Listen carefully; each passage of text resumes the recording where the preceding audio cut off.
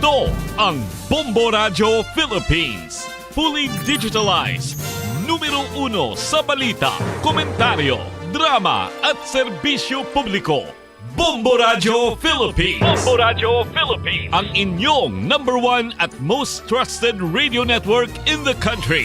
Basta Radio Bombo! Oras sa Bombo Radio Iloilo. Oras sa Bombo Radio Iloilo, Philippine Standard Time, 54 minutos na nakaligad sa tak ng alas 11. Welcome sa pagpangalagad sa Bombo Anay Sod to diri sa DUFM Bombo Radio Iloilo, ang flagship station sa the #1 and most trusted radio network kinakantang Bombo Radio Philippines. Adlaw kita karon sa Huwebes, Enero 16 sa tuig 2025. Sa gihapon, inimulagan nimo ang kurban, bombot Shama Blanco Hover. Sa mga dalaguan kag mga nagapaw ng karon nga mga balita. Gunman sa pagtiro kay Pastor Douglas, naglawig pa sa 3 minutos sa sulod sa salakyan matapos ang insidente. Amo ni ang latest update sa Pavia Municipal Police Station. Sa ilaman siniya nga pagpadalom sa investigasyon na tuhoy sa paggalutang patay sa kaya Pastor Douglas. Sa dugang pang mga balita, kaso nga murder kag pagbayular sa Republic Act 7166 na file na sa pamilya sa biktima nga gintiro sa retired Coast Guard sa Molo. Sangguniang panlalawigan, ginaprubahan na ang 5 ka mga resolusyon nga may kang tanan sa nagakahulog nga debris sa Ungka flyover. Speaking sang debris na hitso na bala sang isa man diri ka gina-construct karon iya banwa nga high-rise condominium sa city proper area. Matapos nga ti way sang liwa na yang nahalitan kunti isa man iya ka pulis. Samtang nga nagapanigayon sa police visibility, ang patrol kag mismo ang police officer ang naulaan sang nagakaula sining simento sa padayon sining construction sang Tiransa Tower. O tinahitso na balaina, nabisitahan na balaina sang Office of the Building Official sa City Engineer's Office. Kasunod sang sining nasambit karon iyang hitabo.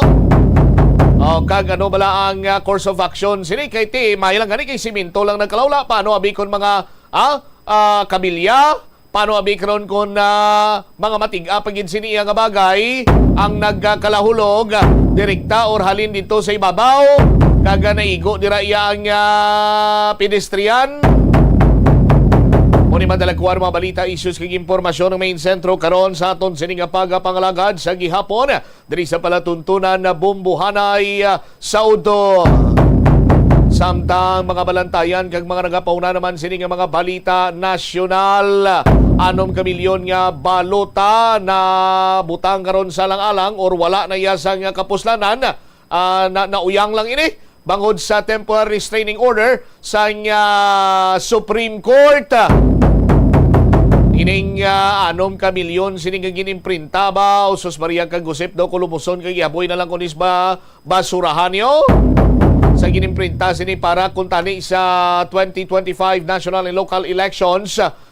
Bangod man sa pagpagwa sa Korte Suprema sa temporary restraining order batok sa diskwalifikasyon ni former Caloocan City Representative Edgar Irice kag iban pa. Siguro ang dugang nga mga detalye kag impormasyon ninyo bantayan sa maray nga pagpalayag sa Bombo Radio Iloilo. Kag bantayan man ang detalye sa mga nagapaw na balita nasyonal sa Bombo Network News.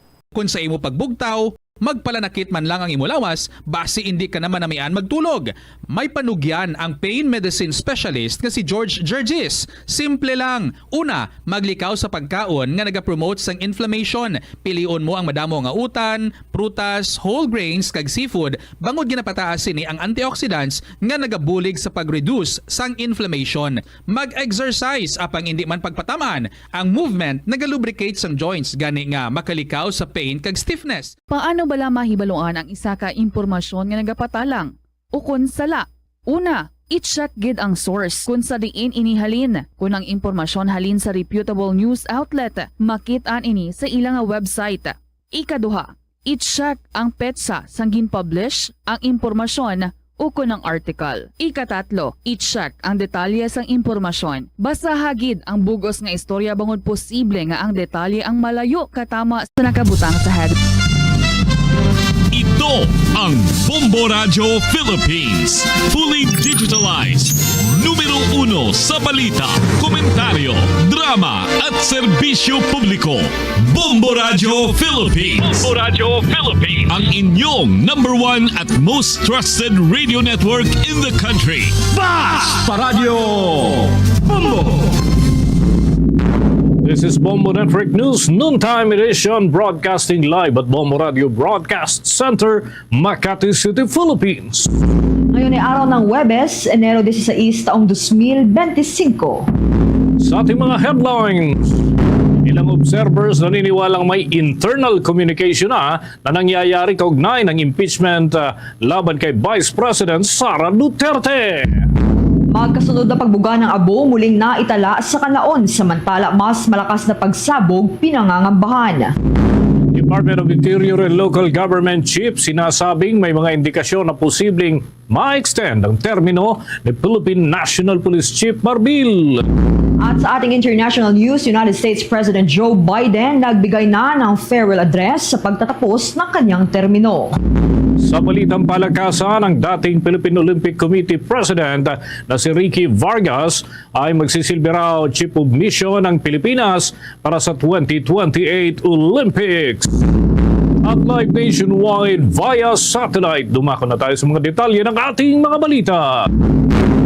Inilatag ng kilalang kritiko ni dating Pangulong Rodrigo Duterte at dating Senador na si Antonio Trillanes IV ang ilang mga posibleng mangyari sa tatlong naunang impeachment complaint na naihain laban kay Vice President Sara Duterte. Ayon kay Trillanes, tatlong bagay ang maaaring mangyari sa kasalukuyan. Kabilang narito ang pagkakabasura sa mga reklamo. Pangalawa ay ang pag-usad nito sa kasalukuyang Kongreso. At ang pangatlo ay ang palagpasin nito sa kasalukuyang Kongreso at pagsulong sa susunod na Kongreso na lamang. Sa unang senaryo, posible umanong mababa ang tsansa nito na mangyari dahil magiging taliwas na ito sa interes ng Marcos administration. Maaari niyang 1% lamang ang posibilidad na ito ay mangyari. Ang ikalawang senaryo ay maaari naman anyang mangyari depende sa interes at kagustuhan ng mga miyembro ng kasalukuyang Kongreso. Naniniwala naman si Trillanes na may nangyayaring internal communications sa pagitan ng mga kasalukuyang nakaupong matas na opisyal ng ating bansa. Bagamat mistulang walang gaanong nakikitang development ang publiko ukol sa inihaing complaint, naniniwala ang dating senador na may pag-uusap na sa paggalaw ng naturang reklamo sa likod na rin ng naturang mga development ay posible umano ang pag-usad nito. Narito pa ang mga bahagi ng pahayag ni dating Senador Antonio Trillanes IV. At this point, meron po abilities lang dyan po sa impeachment na yan. Una, ibabasura siya. Pangalawang itutulak siya ngayong Kongreso, ngayong set ng Senado ang magliliti sa kanya, or palalagpasin hanggang sa Kongreso. At this point in time, yung mga outsiders can only speculate kung ano ba yung nangyayari sa labas. Pero ang isipin po natin ay meron pong mga internal communications yan na hindi natin necessarily makikita dito from the outside. Lagi ang mga pahayag ni dating Senador Antonio Trillanes IV, naniniwala naman ang dating mambabatas na may impluwensya pa rin ang Marcos administration sa mga complaints na inihain laban sa pangalawang Pangulo sa kabila ng hindi gaanong pagsasalita ng Palasyong Malacanang ukol dito. Inihalimbawa ni Trillanes ang nangyaring impeachment process laban kay dating Supreme Court Chief Justice Renato Corona kung saan ay kapansin-pansin din ang pagiging tahimik noon ni dating Pangulong Benigno Noynoy Aquino III. Narito pa ang patuloy ng mga pahayag ni dating Senador Trillanes. Hindi nila masasabi yan because of the nature ng political environment ngayon, mag-eleksyon, at Itong Dutertes, admittedly, may influensya sila sa Mindanao. So ayaw mo naman yan i-alienate eh, kung ikaw yung Marcos administration. So kaya they will have to finesse their communications wherein kung may mangyari impeachment, palalabasin nila, hindi sa amin yan. No? Ang comparison ko niyan, kagaya nung Supreme Court Chief Justice Corona, nung tinulak yung impeachment, hindi naman openly nagsasalita si President Aquino noon, si Pinoy na supportahan yung impeachment or ituloy niyan. Wala ganun eh. Bagi pa yan ang mga pahayag ni dating Senador Trillanes. Samantala, nakakapagtala muli ang Philippine Institute of Volcanology and Seismology ng dalawang magkasunod na pagbuga ng abos sa Bulkang Canlaon. Ang mga ito ayon sa ahensya ay tumagal ng halos kalahating oras. Kasabay nito ay muling naitala ng ahensya ang 13 volcanic earthquake kasama ang 2 volcanic tremor. Ang mga ito ay tumagal ng 13 hanggang 22 minuto. Samantala, sa nakalipas na 24 oras ay nakitaan ng bulkan ng panibagong pagbuga ng asupre na aabot hanggang 3,466 na tonelada kada araw. Tuloy-tuloy din ang naitalang pagsingaw ng bulkan kasama na ang tuloy-tuloy na pamamaga sa malaking bahagi nito. Hindi pa rin inaalis ng Philippine Institute of Volcanology and Seismology ang posibilidad ng panibagong pagputok ng bulkan tulad ng naunang nangyari noong Disyembre 9 noong nakaraang taon kung saan naapektuhan ang malaking bahagi ng Negros Island region. Oras natin sa buong kapuluan, 6 na minuto na makalipas ang alas 12 ng tanghali. Department of Interior and Local Government Secretary Remulla sinabing may mga indikasyon na posibleng ma-extend ang termino ng kasalukuyang pinuno ng pambansang pulisya. Bakit kaya? Alamin natin yan sa ulat ni Bombo Kelly Cordero. Inihayag ni Department of Interior and Local Government Secretary John Vic Remulla na may mga indikasyon na posibleng ma-extend ang termino ni Philippine National Police Chief Police General Romel Francisco Marbil hanggang June. Ayon kay Remulla, posibleng maging ineffective kasi kung papalitan agad si Marbil lalo pat kakatapos lang ng balasahan sa ilang matataas na opisyal ng PNP at nakapagsimula na rin sa paghahanda para sa papalapit na national and local elections. Pero paglilinaw ng kalihim, indikasyon lamang ito at si Pangulong Ferdinand Bongbong Marcos Jr. pa rin ang mag-aanunsyo at magdidesisyon kung papalitan na ang PNP Chief. Si PNP Chief Marbil ay inaasahang magre-retiro ngayong Pebrero o pagdating ng kanyang retirement age na 56 years old sa susunod na buwan. Ilan naman sa posibleng pumalit kay Marbil bilang PNP Chief ay sina PNP Deputy Chief for Administration Lieutenant General Jose Melencio Nortates, Acting PNP Deputy Chief for Operations Lieutenant General Robert Rodriguez at PNP Chief Directorial Staff Lieutenant General Edgar Alan Ucubo. Samantala sa ibang balita naman, binigyang diin ni DILG Secretary Remulla na imposibleng ma-insulate ang PNP sa politika hanggat patuloy na pumipili ang mga local government unit ng kanilang police chief. Ayon kay Remulla, ang pinakamaaaring gawin nila ngayon ay pakiusapan at manatiling neutral o walang pinapanigan ng mga kapulisan sa politika. It's impossible. It's impossible. As long as pinipili ng LCE ang Chief of Police and may power siya to tanggalin. Speaking as a governor. Hindi mo may insulate talaga yan. What the best you can do is to ask them to remain neutral. Pero tao lahat yun eh. They're humans. They're imperfect. They are susceptible to influence. So, kung sabihin mong may foolproof plan ka para ma-insulate sa politics, kung sino magsabi yun, niloloko lang kayo. Imposible yun. Hindi mangyayari yun. Pagbibigay din ni Remulla, okay lang kung pumili ng police chief ang LGUs pero ang hindi anya okay ay ang gamitin ng mga ito sa politika o gawing private armies. Okay naman yun. It's been a standard practice. Ang hindi ko lang gusto yung ginagamit sila para sa politika. Ayun ang private army. Ginagawa private army. Ayun ang iiwasan talaga namin. Ayun ang papanorin namin at kung sino na involved, we will charge them kung kasama talaga sila. Para sa Bombo Network News, Bombo Kelly Cordero nag-uulat para sa number 1 and most trusted radio network in the country, Bombo Radio Philippines. Basta Radio, Bombo!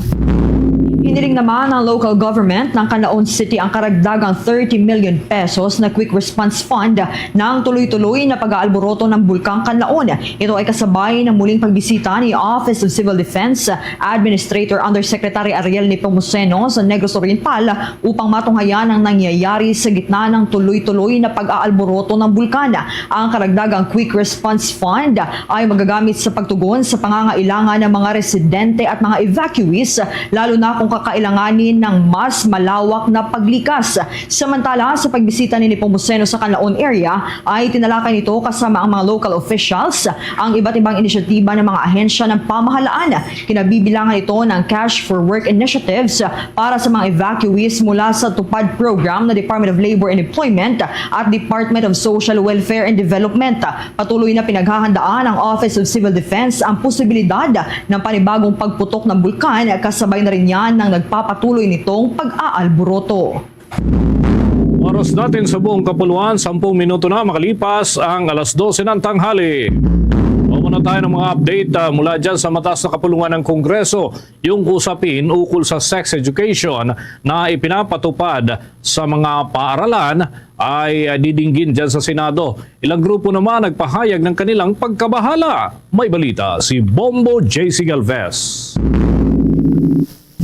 Magkakasa ng pagdinig si Senate Committee on Basic Education Chairman Senator Sherwin Gatchalian ukol sa kasalukuyang Comprehensive Sexuality Education na ipinatutupad na ngayon sa mga paaralan sa ilalim ng Department Order No. 31. Target ni Gatchalian na silipin ang problema sa susunod na linggo at sa ngayon ay inihahanda na nilang mga kinakailangang dokumento para mapag-aralan ang issue. Binanggit ng senador ang ilang alalahanin ng ilang grupo, partikular na lahat ng antas kahit pa ang mga nasa kindergarten ay magkakaroon na ng pag-aaral patungkol sa sex education kung saan magiging bukas na sa konsepto ng sex ang mga wala pang muwang. Ikinakapangamba rin ng grupo na nakaangkla sa kautusan ang ipinapatupad sa international standards kung saan mas liberal ang mga Western pagdating sa sex education. So magpapunta ako ng hearing on the present Comprehensive Sexuality Education, yung pinapatupad na ngayon through DO 31. So dalawa yan, yung proposal on the floor at yung current DO 31 na pinapatupad tungkol sa Comprehensive Sexuality Education. Kasi natin ngayon yung Department Order 31. Nakasulat dun sa Department Order 31 na dapat attune or ayon rin sa international standards. Pag tinignan natin yung international standards, particularly UNESCO, World Health Organization, lahat yan ay Western-oriented yung kanilang international standard. Kaya sa kanila, maagang edad pa lang natuturo yung mga ganyan na nasabi mo kanina. So, yung konsepto nila, very liberal. Kahapon, nagdaos ng consultative meeting sa mataas na kapulungan ng Kongreso ang ilang grupo na kinabibilangan ng Christian community para ipaabot sa senador ang kanilang pangamba sa DepEd Order No. 31 at sa Prevention of Adolescent Pregnancy Bill. Batay sa datos ng Philippine Statistics Authority, noong 2022, nasa 3,135 na mga edad 15 pababa ang nabuntis na tumaas sa 3,343 noong 2023. Lumitaw din na 72% na mga nakabuntis sa mga 15 anyos pababa ay mas matandang lalaki. Para sa Bombo Network News, ako si Bombo J.C. Galvez, nagulat para sa number 1 and most trusted radio network in the country, Bombo Radio Philippines, Basta Radio. Bombo! Bombo International News. Malaking bilan pa rin ng mga residente sa California ang nasa critical fire threat sa nagpapatuloy na sunog. Kabilang dito ang ilang lugar sa Southern California. Kabilang rin dito ang mga lungsod sa labas ng Los Angeles County tulad ng Anaheim, Riverside, San Bernardino at Oxnard. Nag-abiso naman ang National Weather Service sa publiko na mag-ingat dahil ang northwest wind ay tinatayang nasa hanggang 30 meter per hour na may pagbugsong nasa 50 per hour. Kaya naman matindi matinding hamon pa rin para sa mga bumbero ang malakas na hangin na mararanasan sa susunod na mga oras hanggang Miyerkules ng gabi. Samantala, habang patuloy ang paglobo ng dalawang malalaking sunog sa Los Angeles, nananatiling naghihintay ang mga otoridad ng Pilipinas ng kumpirmasyon kung may mga Pilipino sa 25 na nasawi mula sa malawakang wildfire. Ayon kay Consul General Adelio Angelito Cruz, 171 na Pilipino at Filipino-American ang nawala ng tirahan at inaasahang tataas pa ang bilang dahil sa paparating na malalakas na hangin. Ani Cruz, siguradong tataas pa ang bilang ayon sa Los Angeles County na aabutin pa ng ilang linggo bago makumpirma ang mga nasawi. Ang Santa Ana winds ang nagpapalala sa mga sunog na nagdulot ng pagkasunog na higit 510 na ektarya sa Pacific Palisades at nagresulta sa state of emergency. Sa ngayon, hindi pa inihahayag ng mga otoridad sa Los Angeles County ang mga sanhi ng mga sunog, ngunit sinabi ni Cruz na nahuli na ang isang suspect na nagtatangkang magsimula ng sunog. Ayon din sa kay Cruz na 9 na taong inaresto at may mga kinakaharap ding mga kaso sa mga looting sa mga evacuation zones malapit sa mga sunog.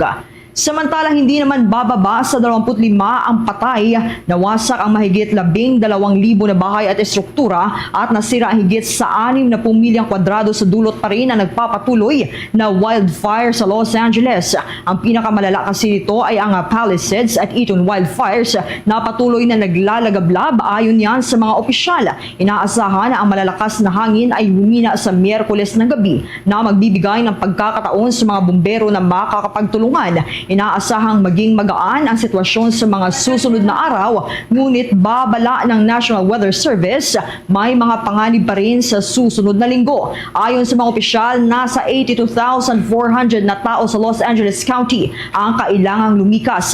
May mga curfew din na ipinatupad sa mga lugar ng Palisades at Eaton Fire mula alas 6 ng gabi hanggang alas 6 ng umaga. At sa iba pang balita sa ating ibayong dagat, mga kabombo at makasir nation, sa kanyang pamamaalam na talumpati noong Miyerkules, binigyan diin ni Pangulong Joe Biden ang kahalagahan ng demokrasya at binalaan ng publiko laban sa mapanganib na konstitusyon ng kapangyarihan sa kamay ng ilang ultra na mayayaman na anyay banta sa karapatan, kalayaan at kinabukasan ng bansa. Binanggit din niya ang mga tagumpay ng kanyang administrasyon tulad ng pagpapalakas sa NATO, kalayaan ng Ukraine at ang pagsulong ng artificial intelligence na ayon sa kanya dapat pamunuan ng Amerika. Sa panoob na usapin, inalala ni Biden ang mga batas sa gun control, tulong sa mga veterano at mga hakbang sa paglikha ng trabaho. Nananawagan din siya ng limitasyon sa termino ng mga mahistrado ng Korte Suprema at paninigurong walang pangulo ang immune sa krimen. Ibinahagi din ito ang papel bilang isang presidente ng Estados Unidos. Kaugnay niya, narito ang ilan sa mga bahagi ipinahayag ni United States President Joe Biden. We need to amend the Constitution to make clear that no president is immune from crimes that he or she commits while in office. The president's power is not limited. It's not absolute, and it shouldn't be. And in a democracy, there's another danger to the concentration of power and wealth. It erodes a sense of unity and common purpose. It causes distrust and division. Participating in our democracy becomes exhausting and even disillusioning. And people don't feel like they have a fair shot. We have to stay engaged in the process. I know it's frustrating. A fair shot is what makes America America. Everyone's entitled to a fair shot. Not a guarantee, but just a fair shot. An even playing field. Inyong napakinggan ang ilan sa mga importanteng detalyeng ibinahagi sa kanyang farewell speech ni United States President Joe Biden. Balik naman sa mga balita sa Pilipinas. Si Pangulong Ferdinand Bongbong Marcos Jr. ay pupulungin ng 4 na ahensya ng gobyerno ngayong araw para dyan sa ilang mga hakbang ng kanyang administrasyon. May balita si Bombo Anali Soberano. Abala ngayong araw si Pangulong Ferdinand Bongbong Marcos Jr. dahil 4 na ahensya ang kanyang pupulungin dito sa loob ng Palasyo ng Malacanang. Pupulungin ng Pangulo ang Department of Public Works and Highways, gayon din ang Department of Education, Commission on Higher Education at TESDA. Kung maalala, nasa 26 billion na pondo ng ahensya ng DPWH ang tinapyasan matapos i-veto ng Pangulo ang 2025 national budget. Matatanda ang kamakailan din inanunsyo ni DPWH Secretary Manuel Bonoan ang naging kautusan ng Pangulong Marcos na magsagawa ng complete rehabilitation sa kahabaan ng EDSA. Isaan niya ito sa priority projects ng Marcos administration sa gitna ng target na mapaayos ang riding quality sa nasabing EDSA. Sa kabilang dako, wala namang sinabi ang palasyo kung posibleng mapag-usapan ang Adolescent Pregnancy Prevention Bill sa pakikipag-usap ng Pangulo ngayon sa Department of Education. Sa harap ito ng kontrobersiya sa initaktang probisyon sa panukalang batas na kung saan may isinusulong ang comprehensive sexuality education. Kasama rin sa pinatawag ng Pangulo ang Commission on Higher Education at ang TESDA. Inaasahang ilalatag ng mga nasabing ahensya ang mga plano at programa ng kanilang mga ahensya yung 2025. Magbibigay din ng mga direktiba ang Pangulo hinggil sa mga nasabing proyekto at tutukan. Una nang pinulong ng Pangulong Marcos ang Department of Health, National Irrigation Administration, Department of Agriculture, Department of Tourism, Department of Labor, DICT, DSWD at DOST. Mula sa Malacanang, Bombo Analing Montaño Soberano nagulat para sa number 1 and most trusted radio network in the country, Bombo Radio Philippines, Basta Radio, Bombo. Pag in the mood for beach, time for Dunkin' Iced Spanish Latte. Pag sweater weather, time for Dunkin' Brewed Coffee. Pag nagkayaya ang magbike, time for Dunkin' Iced Americano. Anytime is Dunkin' Coffee time. My hot and iced coffee for any moment, any vibe, anytime. Eh, ikaw? Time for Dunkin' Coffee, hot or iced. Dunkin', pasalubong ng bayan. Tuloy-tuloy tayo sa ating mga balita. Sibak mga kabombo ang security guard na nakipagkumpronta sa isang bata na nagtitinda lamang ng sampagita sa harapan ng binabantay nitong mall dyan sa lungsod ng Mandaluyong. Sa lumabas na video, aming ipapakita mga kabombo, bagamat medyo maselan itong video na ito, pakigabayan na lamang po yung ating mga anak sa pagpanonood. Sapagkat makikita nga dyan sa video niya na kinuha at sinira ng gwardya yung paninda ng bata. Dahil naman sa pagkadismay ng bata, ayun, gumanti. Hinampas niya yung gwardya at pinalo niya ito nung natirang mga bulaklak na kanyang paninda. Pero hindi ito pinalagpas ng security personnel at may pagkakataon pa na tinadyakan niya yung bata at kasabay ng pagtaboy papalayo doon sa kanyang pwesto kung saan siya nagbabantay. Agad namang naglabas ng pahayag ang mismong mall na siyang nagpapatakbo ng naturang store at tuluyang sinibak nga itong naturang security guard. Ayan, mga kabombo, yung mga nanonood sa Facebook Live, pinakita natin kung paano ho sinipa ng naturang gwardya. Git parang kumpanya ay hindi nila tatanggapin sa alinmang mall na sakop nila ang nasabing gwardya. Hindi na muna ho isinapubliko yung pagkakakilanlan ng naturang dalawang personalidad o yung gwardya at saka yung bata habang nagpapatuloy pa ang malalimang investigasyon at may mga humihirit na nga na sampahan ng reklamo ang naturang security guard habang yung bata naman dapat daw tulungan sapagkat nagtatrabaho ito habang siya ay nag-aaral mga kabombo. Iba pa mga balita sa mga oras na ito, inihayag ng Department of Health na maaaring umabot sa 755 billion pesos ang kabuang pondo ng Philippine Health Insurance Corporation ngayong taon. Ayon kay Department of Health Assistant Secretary Albert Domingo, kasama rito ang 150 billion pesos na surplus funds, 280 billion pesos na reserves at 203 billion pesos mula sa direktang kontribusyon na kokolektahin nitong taong kasalukuyan. Mayroong din 80 billion pesos na unfunded allotment 21 billion pesos na hindi pa nailalabas na pondo mula yan sa Philippine Charity Sweepstakes Office at PAGCOR sa ilalim ng Universal Healthcare Law at 21 billion pesos mula sa investment income. Ani Domingo, kapag pinagsama, aabot ito sa 755 billion pesos. Dagdag niya, may 80.6 billion pesos pa rin ang payables ng PhilHealth sa iba't ibang ospital, kabilang ang 21 billion pesos sa good claims na ilalabas sa mga darating na buwan. Nauna nang ipinag-utos ni Pangulong Ferdinand Marcos Jr. sa Department of Health na tiyaking tuloy ang pagbibigay ng benepisyo ng PhilHealth sa kabila ng kawalan ng government subsidy sa 2025 national budget matapos itong tanggalin sa Bicameral Conference Committee noong Disyembre. Bago tayo umusad, mga kabombo, Weather Update.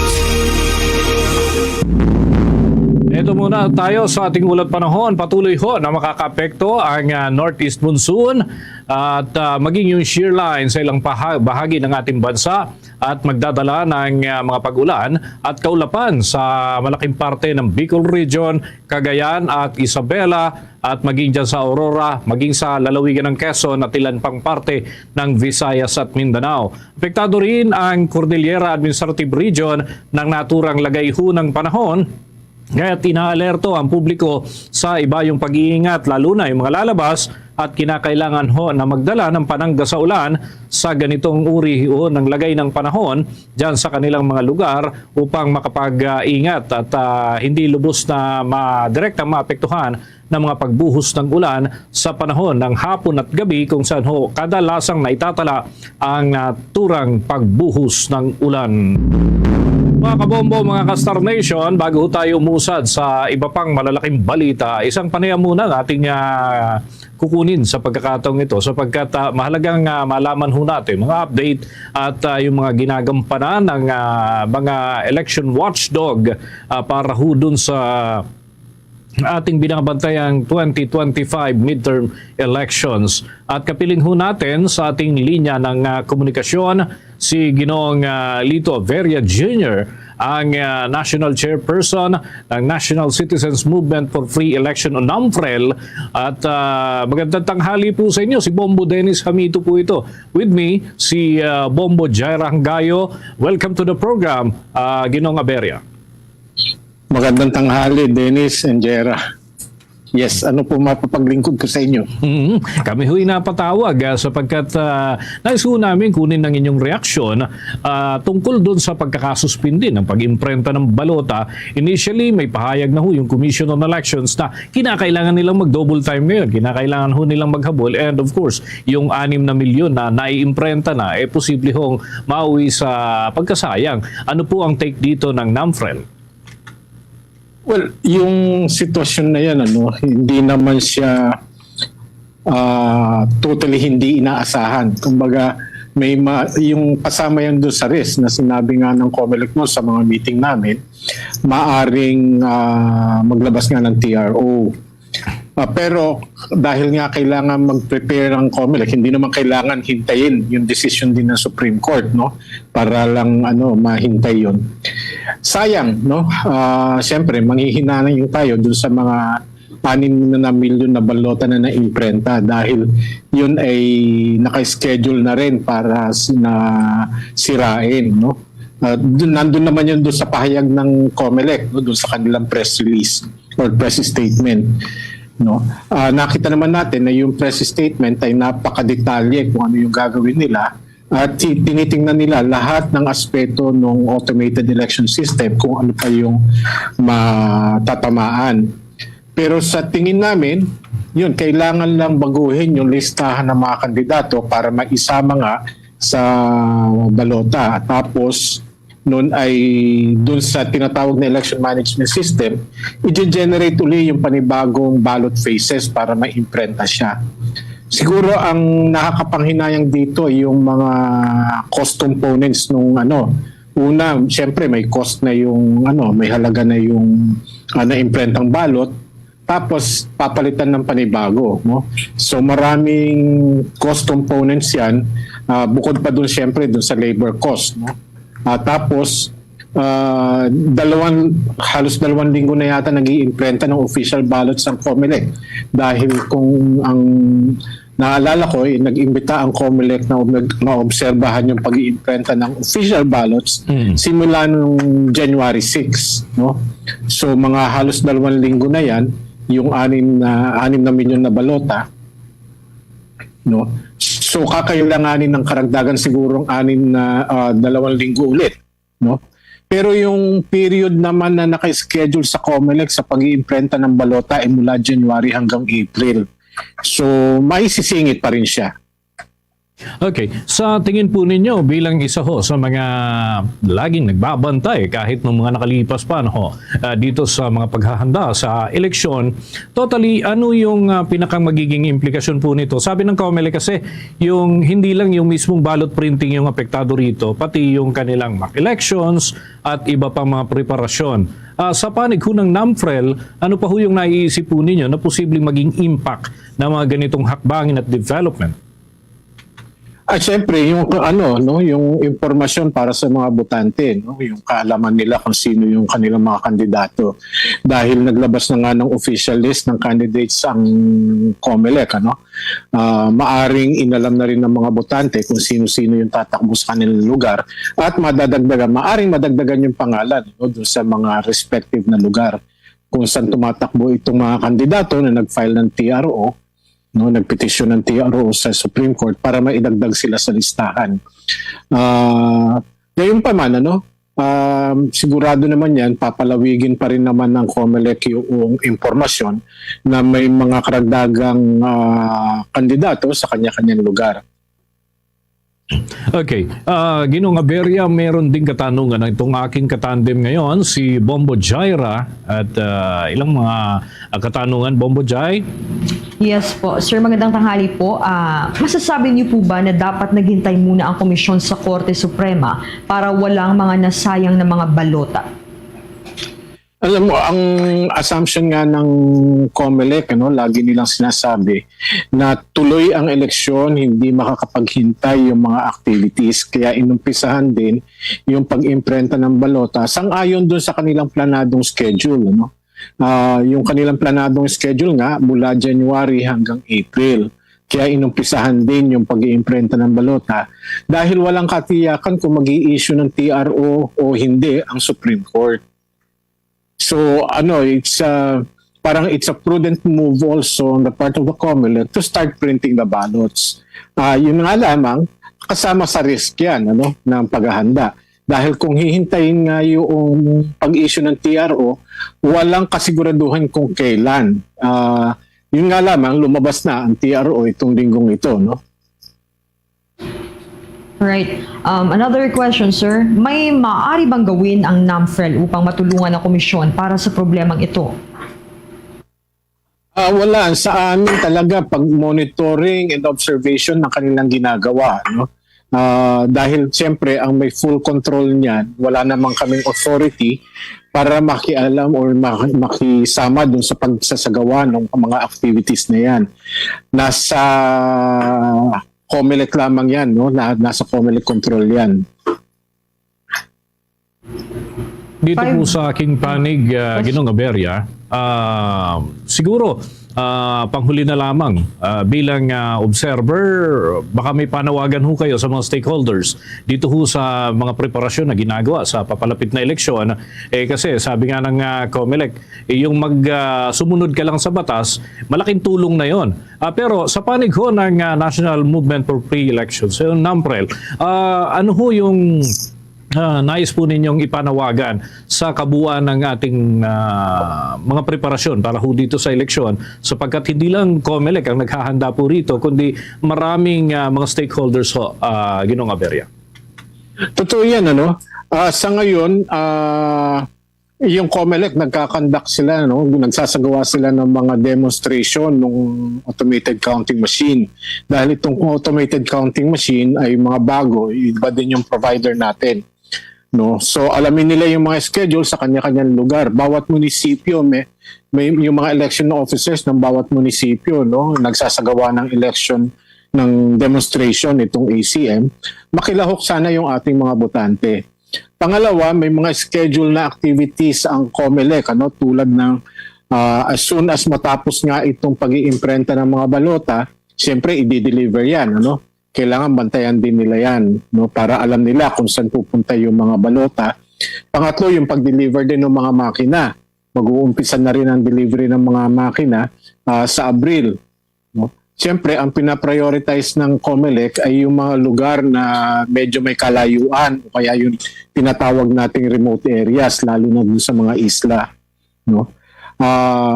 At makilahok din talaga sa mga bantayan ng mga kandidato kung anong ginagawa, lalo na't mag-uumpisa na ang campaign period. Tingnan natin, tapos yung vote buying, isang issue din yan na malaki, na kailangan bantayan natin yan. So yung ating mga mamamayan, pwede natin kung pakiusapan na makilahok nga sa pagbabantay, maigting ng pagbabantay. Ang isa pang importante dito ay sa kauna-unahang pagkakataon, magkakaroon din ng halalan doon sa Bangsamoro. So yung mga kababayan natin doon sa Bangsamoro, kailangan masusirin sila magbantay, at alamin kung ano yung uri ng kanilang magiging pamahalaan. Dahil yung kanilang pamahalaan ay tinatawag nating parliamentary, Hindi katulad dito sa ating national, na bicameral lang ating Congress, doon sa Bangsamoro ay unicameral. Kailangan intindihin din nila yan. At kilalanin din yung mga kandidato na tatakbo doon sa iba't ibang posisyon. Okay, with that, maraming salamat po, Ginong Aberya, sa mga impormasyon na ibahagi po ninyo para sa mga taga-subaybay ng Bombo Radio Philippines. Good luck ho sa mga dikain ng NAMFREL at sa iba pang mga aktibidad po may kaugnayan dito sa papalapit na eleksyon. Salamat, Dennis at Jaira, sa pagkakataong ito. Mga kabombo, mga Kastar Nation, nakausap po natin ang chairperson ng National Citizens Movement for Free Elections o NAMFREL, si Ginong Lito Aberya, at yan ho ay tungkol doon sa mga inoobserbahan ho natin kaugnay ng papalapit na eleksyon sa darating na Mayo. Ito namang Department of Agriculture, sinagot ang mga ribat ng Kongreso tungkol sa paglalagay ng manufacturer's suggested retail price sa mga imported na bigas. Nasa linya natin para sa mga detalye si Bong Bobea Peniza. Sumagot sa mga naging pahayag ng mababang kapulungan tungkol sa pagtatalaga ng maximum suggested retail price sa mga presyo ng bigas sa merkado si Department of Agriculture Secretary Francisco Tio Laurel Jr. Sa naging pulong balitaan na ginanap sa main office ng Metropolitan Manila Development Authority ay ipinaliwanag ng kalihim kung bakit dito ang itinakda nilang MSRP sa mga presyo ng bigas. Anya, 58 pesos na kasi ang pinaka-maximum dapat ng mga retail price, ngunit hindi nangangahulugan na dito natitigil ang presyo ng mga imported rice sa merkado. Dito lang anya mag-uumpisa ang ceiling price para sa produkto at saka unti-unti ibababa ng ahensya para mas maging abot kaya para sa mga consumer. Sa pagtatalaga kasi ng presyo, anya, dapat iniisip ang mga magsasaka at ang mga retailers na magkaroon din sila sana ng kita. Kaugnay yan, pakinggan natin ang mga pahayag ni Secretary Francisco Tio Laurel Jr. There are so many factors why I put it at 58, no? I have to consider the current prices of the imported as of today, yung nasa stock nila. Mahal pa yan $700 yan per ton to $720 per ton. So kung kumpitin mo yun, tapos tama lang yung kita ng ng value chain na yan, 58 talaga dapat maximum yan. Pero hindi naman ibig sabihin nandyan lang tayo. Every 2 to 3 weeks, ibababa natin yan kasi bumababa na world price diba? But then I also have to consider the farmers. Ni Laurel, nito lamang nakaraang taon, talamak pa ang mga retailers na nagbebenta ng nasa 60 pesos hanggang 64 pesos na halaga ng bigas sa mga palengke sa iba't ibang bahagi ng Metro Manila. Intensyon lamang din anya na alisin na ang mga ganitong klase ng presyo sa merkado at gawing mas abot kaya pa ang mga pangunahing bilihin, lalo na ang bigas. Kung titignan naman din, babagsak din ani ni Francisco sa 58 pesos na halaga ang magiging MSRP dahil nga sa price margin na 8 pesos sa mga sellers sa mga retailers. Kaugnay pa yan, pakinggan po din ang mga pahayag ni Secretary Francisco Tio Laurel Jr. Pero kung titignan niyo yung mga palengke, nung ikot namin noong December, marami 62, 64 yan. Ang kasama ko si Mayor Calixto, nakita 60. So ngayon, ang intention natin si eliminate na yan 60 na yan, 58 lang muna. So yung value chain na yun, kung titignan mo na 8 pesos ang margin from the seller to the retailer, this is quite reasonable, 58 din ang bagsak eh. So kailangan din ma-flush out yung mga nabenta, nabili na mahal at 30 pesos per kilo na palay. And I believe ma-flush out na lahat yan by end of February. Samantala sa naging pag-iikot naman kanina ng kalihim kasama ang iba pang mga opisyal ng ahensya, napansin nila na wala na ang mga bigas na nasa halaga ng 60 pesos pataas. Bombo Dennis, Bombo Jai. Okay, so sa kabuuan itong paglilibot na ito, Bombo Bea, meron bang mga natukoy na kinakailangang baguhin, mga pulisiyang dapat i-adjust ng Department of Agriculture kaugnay doon sa kanilang mga naobserbahan? Actually, Bombo Dennis, ikinutuwa nga kanina ni Secretary Francisco Laurel Jr., no, yung naging pag-iikot ng kanilang mga opisyal at ang kanilang pag-iikot kanina kasama ang iba pang mga opisyal kasi nakita nila na sumusunod na sa tamang presyo itong mga retailers ng bigas at yung iba pang mga pangunahing bilihin. Ibig sabihin nito, para naman na ng mga consumer yung mas mababang presyo, umpisa siguro ngayon, lalo na kapag nagtalaga na ng MSRP ang Department of Agriculture sa mga susunod na linggo, Bombo Dennis. Sige, maraming salamat, Bombo Bea. Live mula dito sa Pasig City, Bombo Bea Piniza nag-uulat para sa #1 and most trusted radio network in the country, Bombo Radio Philippines. Basta Radio, Bombo! Bombo Sports News.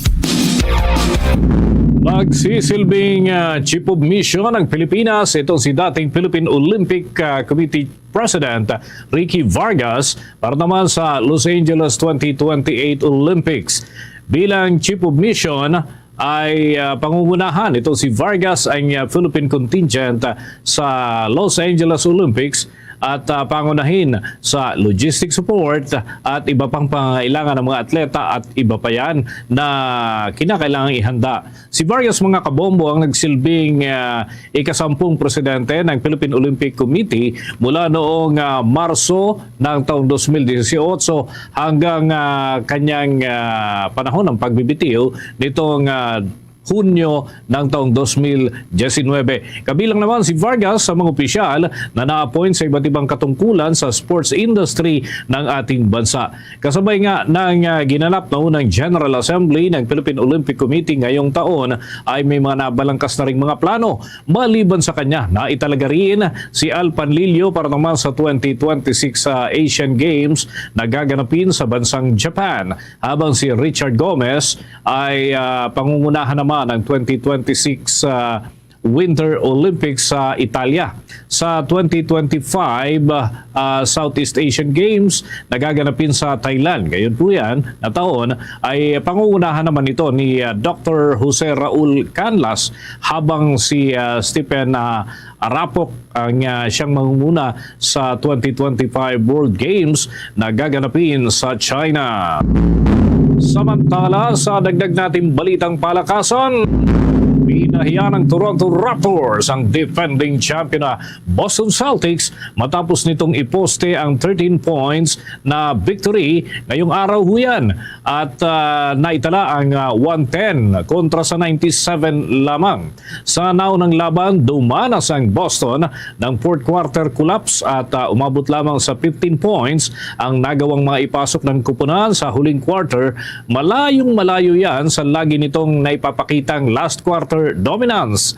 Nalimitahan lamang sa 10 puntos ang 2024 Finals MVP na si Jaylen Brown habang 16 points lamang ang naipasok naman ng katandem nito na si Jason Tatum kasamang 10 rebounds. Pinangunahan ni Raptors forward RJ Barrett ang kanyang kupunan gamit naman ng double-double performance, 20 points, 11 rebounds at 8 assists.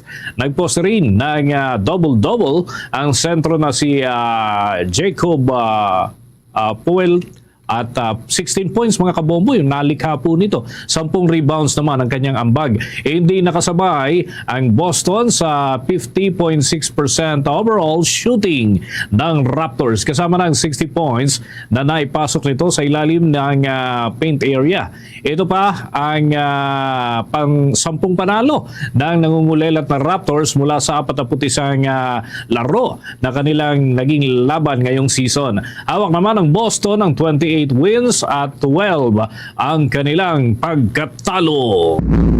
Sa iba pa mga balita sa mga oras na ito, mga kandidato para sa election 2025 apektado rin sa pagbabago ng mga imprenta ang mga balota. Samantala ito naman si senatorial aspirant Chavit Singson na formal nang nagpasa ng withdrawal para sa kanyang pagkasenador. Kaugnay niyan, may mga detalye pa dyan si Bombo Isa Cotoner.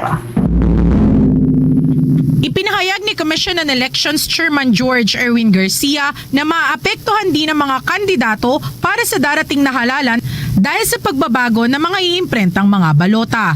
Binigyang linaw niya rin ang mungkahi ng publiko na dapat ay naghintay na lamang ang komisyon sa Korte Suprema para walang nasayang na mga balota. Anya, hindi ito maaari dahil may timeline rin ang poll body pagdating sa preparasyon sa halalan.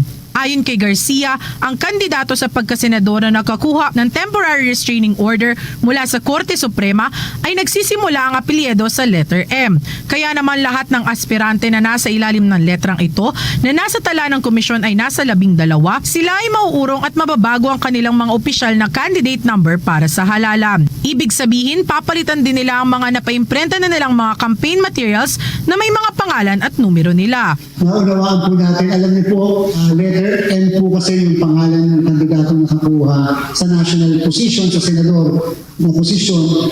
And therefore, pag pinasok po natin, pag binilang niyo po yung sa 66 na present na kandidato, ay 12 pong senador yung nasa ilalim na maaaring maapektuhan, maaaring nakapagpa-imprenta na ng mga pangalan na may numero, and therefore, kasama po talaga yon sa mga consequence at Kaugnay pa nito, nilinaw din ni Garcia para sa mga nagsasabing dapat ay naghintay na lamang ang komisyon sa Korte Suprema. Anya, hindi panghabang buhay na maghihintay ang poll body para rito dahil hindi rin nila alam kung kailan ibababa ng kataas-taasang hukuman ang kanilang aksyon. Kailangan din nilang kumilos para sa preparasyon sa halalan. Dagdag pa niya na ipinaalam din niya sa kataas-taasang hukuman na sila ay magsisimula na sa pag-imprenta ng mga balota. Kaya naman ang kailangan na lamang na pagtuunan ng pansin dito ay ang pagkakaroon ng mga contingency plans kung sakali man na may ilabas muli ang Korte Suprema ng mga temporary restraining orders sa mga susunod na araw. Hindi po kasi with all due respect kami pwede mag-try sapagkat hindi rin po namin alam kung kailan ang aksyon ng ating pong kataas-taasang hukuman. Hindi naman po kami pwede magdumulog sa kanila sapagkat independent body ang COMELEC at syempre ginagalang natin sobra ang independence ng Korte Suprema. Bagamat tayo sumulat po sa ating punong magistrado, i-inform po natin ang Supreme Court na tayo ay magsisimula na. Ilang araw bago magsimula ang printing, i-inform po natin sila na magsisimula na tayo ng printing ng balota. We have to comply with the timeline na meron ng COMELEC. Susundin po natin. At dapat lang po, maayos lang po yung aming pong contingency measures. Dapat naging maayos lang na kung sakaling ito mangyari, ano ang gagawin natin? Sa kaugnay pang balita, ngayong araw din ay formal nang nagpasa sa Commission on Elections ng withdrawal mula sa kanyang kandidatura sa pagkasenador si Chavit Singson at tinanggap naman ito ng komisyon. Anya, 5 araw siyang hindi nakatulog dahil sa pag-iisip ng kanyang desisyon para rito. Patuloy pa rin niyang pagtutunan ng pansin ang transport group kahit na hindi na niya itutuloy ang kanyang pagtakbo. Para sa Bombo Network News, Bombo Isa Cotoner, nag-uulat para sa number 1 and most trusted radio network in the country, Bombo Radio Philippines. Basta Radyo, Bombo! Tuloy-tuloy pa tayo sa ating mga balita na anunsyo ng Department of Labor and Employment ang bagong mga patnubay ukol naman sa pagpapatupad ng claims ng mga seafarers. Nilagdaan ni Labor Secretary Bienvenido Laguesma ang isang kautusan ukol naman sa desisyon ng National Labor Relations Commission at mga voluntary arbitrators na may kinalaman sa money claims. Ito ho yung mga kinakailangang claims ng mga seafarers para naman sa iba't ibang mga pananagutan na dapat ay pinupunan para ho sa kanilang kapakanan. Ang bagong labor order ay alinsunod sa Magna Carta of Filipino Seafarers o yung Republic Act number 12021 at mga patakarang nakapaloob diyan sa Department of Migrant Workers. Ayon naman sa kautusan, bago maipatupad ang disputed monetary award ng seafarer habang nakaapila ang desisyon sa korte, kinakailangan ng band ng mga seafarers upang matiyak ang posibleng refund kung sakasakaling baligtarin ng hukuman ang naturang desisyon. Ang mga disputed amounts ay kinabibilangan ng mga sumusunod. Yung anumang uri ng nabayarang sahod o kaya isweldo, pati na ang halaga ng natitirang bahagi ng kontrata sa mga kaso ng illegal dismissal. Anumang kabayaran na maaaring ipahayag sa pamamagitan ng pera o halaga ng pera ay niyan sa tinatakdang standards ng employment contract o yung mga naaangkop po na collective bargaining agreement. Ano bang hindi na bayarang statutory monetary at welfare benefits. Halaga na tumutukoy sa disability at grading na itinatakda naman ng isang third-party doctor doon sa mga kaso may kinalaman sa disability compensation. Yung anumang iba pang halaga na inamin mismo ng employer na pagkakautang nila mula doon sa mga seafarers. Pati na ang disputed amounts ay ipapatupad agad, habang ang disputed amounts ay mga kailangan naman ng band mula sa mga seafarers, kasama na yung mga lituntunin na kinakailangang sundin alinsunod sa itinatakda ng umiiral na batas.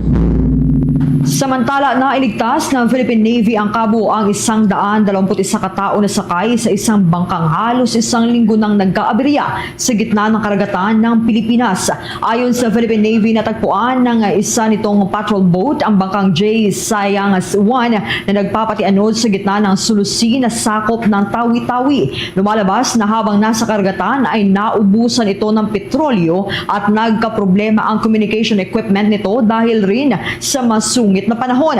Ayon sa Philippine Navy, ang bangka ay kinabibilangan ng 106 na pasahero at may 15 crew member ng pawang mga Pilipino rin. Ang mga ito ay dumaranas ng umano ng psychological distress dahil sa limitadong pagkain at inuming tubig na pinaghahati-hatian lang namang nila sa loob ng 6 na araw na pamamalagi sa karagatan. Lumalabas din na ang bangka ay naanod ng 100 km mula sa lugar kung saan ito namatayan ng makina. Una nang idineklara bilang missing ang naturang bangka matapos itong maglayag mula sa southern port ng Zamboanga patungo sa Turtle Islands, isa sa pinakamalayong lugar sa southern Philippines at malapit na sa bansang Malaysia. Sa ngayon, nasa maayos na kalagayan ang lahat ng sakay sa naturang bangka.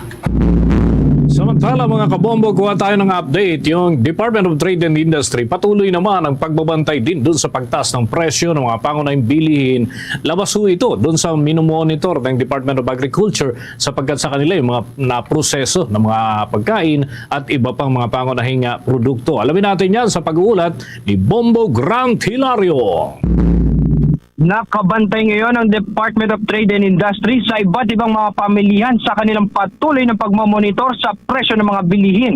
Ito ay kasabay ng kanilang pagsiguro na sumusunod ang mga pamilihan at maging ang mga manufacturers sa kung magkano dapat ibenta ang pagkain, lalo na ang mga pangunahing produkto.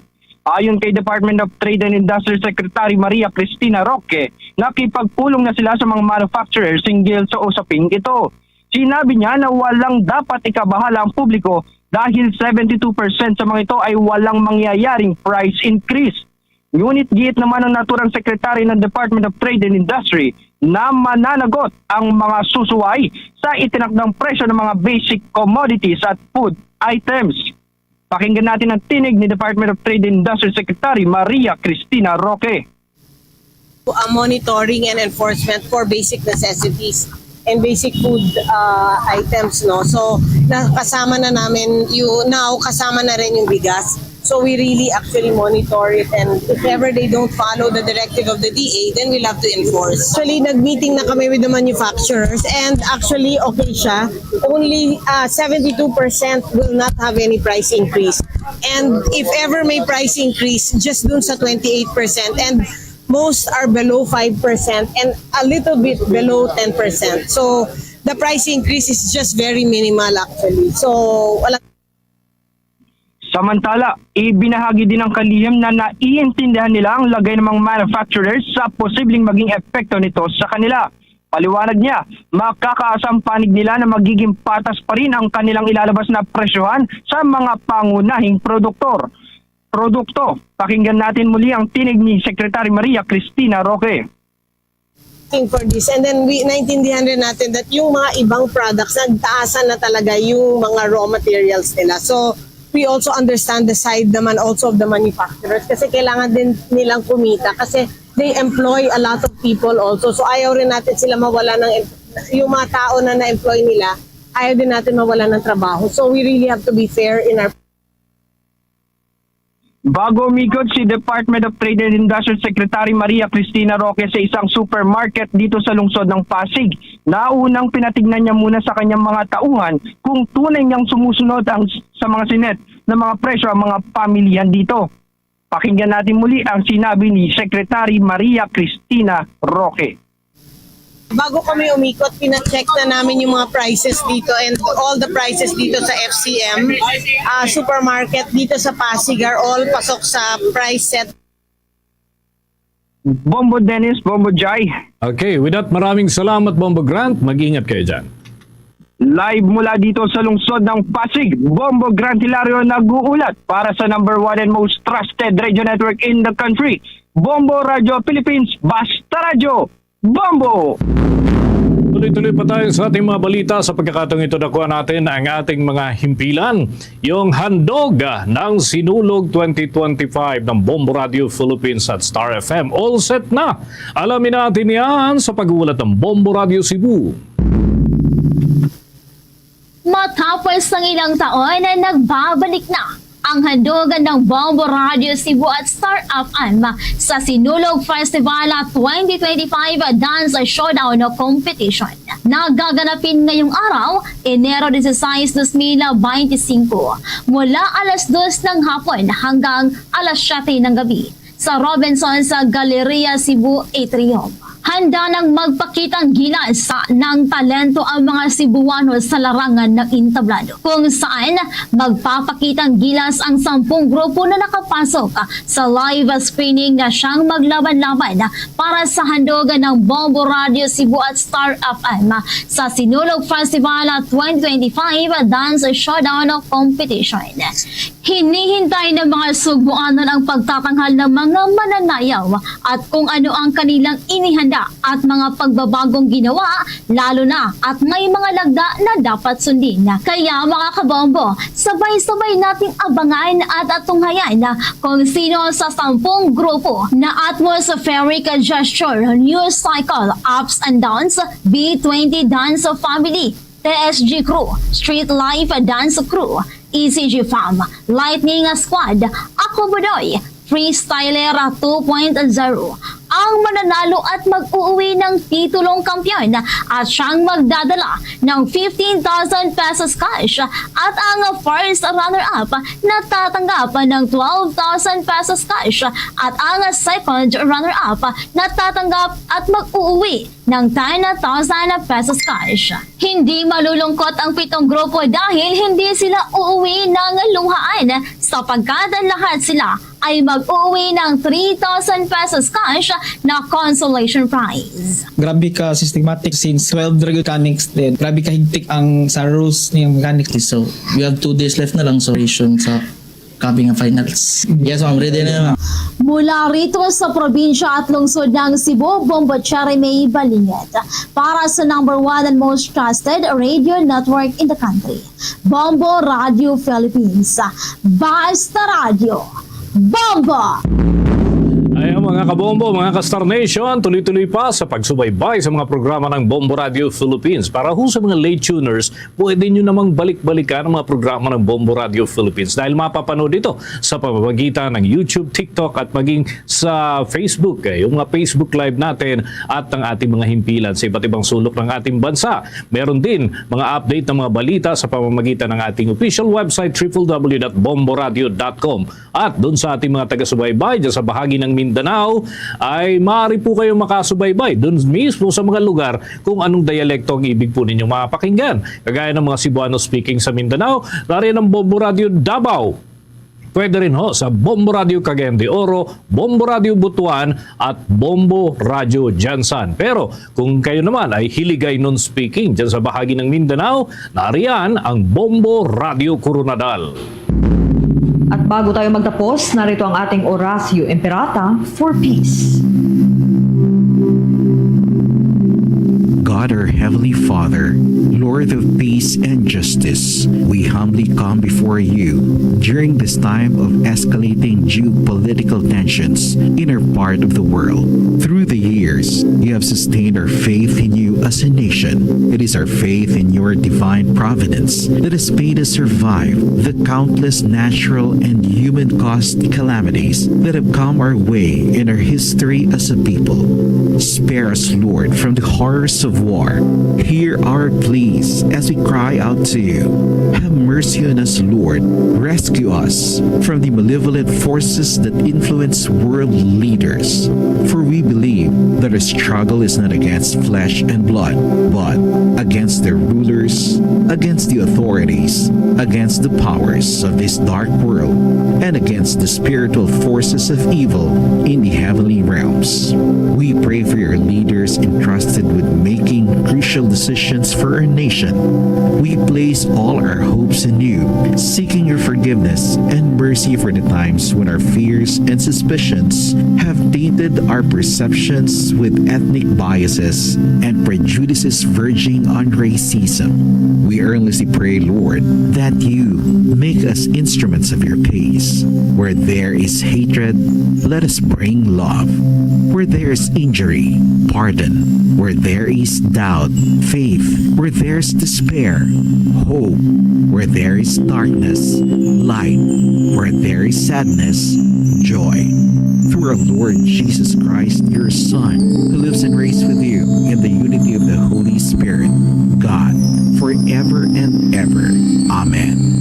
Our Lady, Queen of Peace, pray for us. Saint Michael the Archangel, Pray for us. Saint Joseph, Pray for us. Saint Francis of Assisi, Pray for us.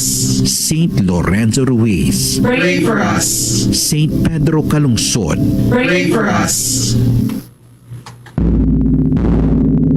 Luzon, Visayas at Mindanao, yan ang kalipunan ng ating mga balita para sa pangtanghaling edisyon ng Bombo Network News.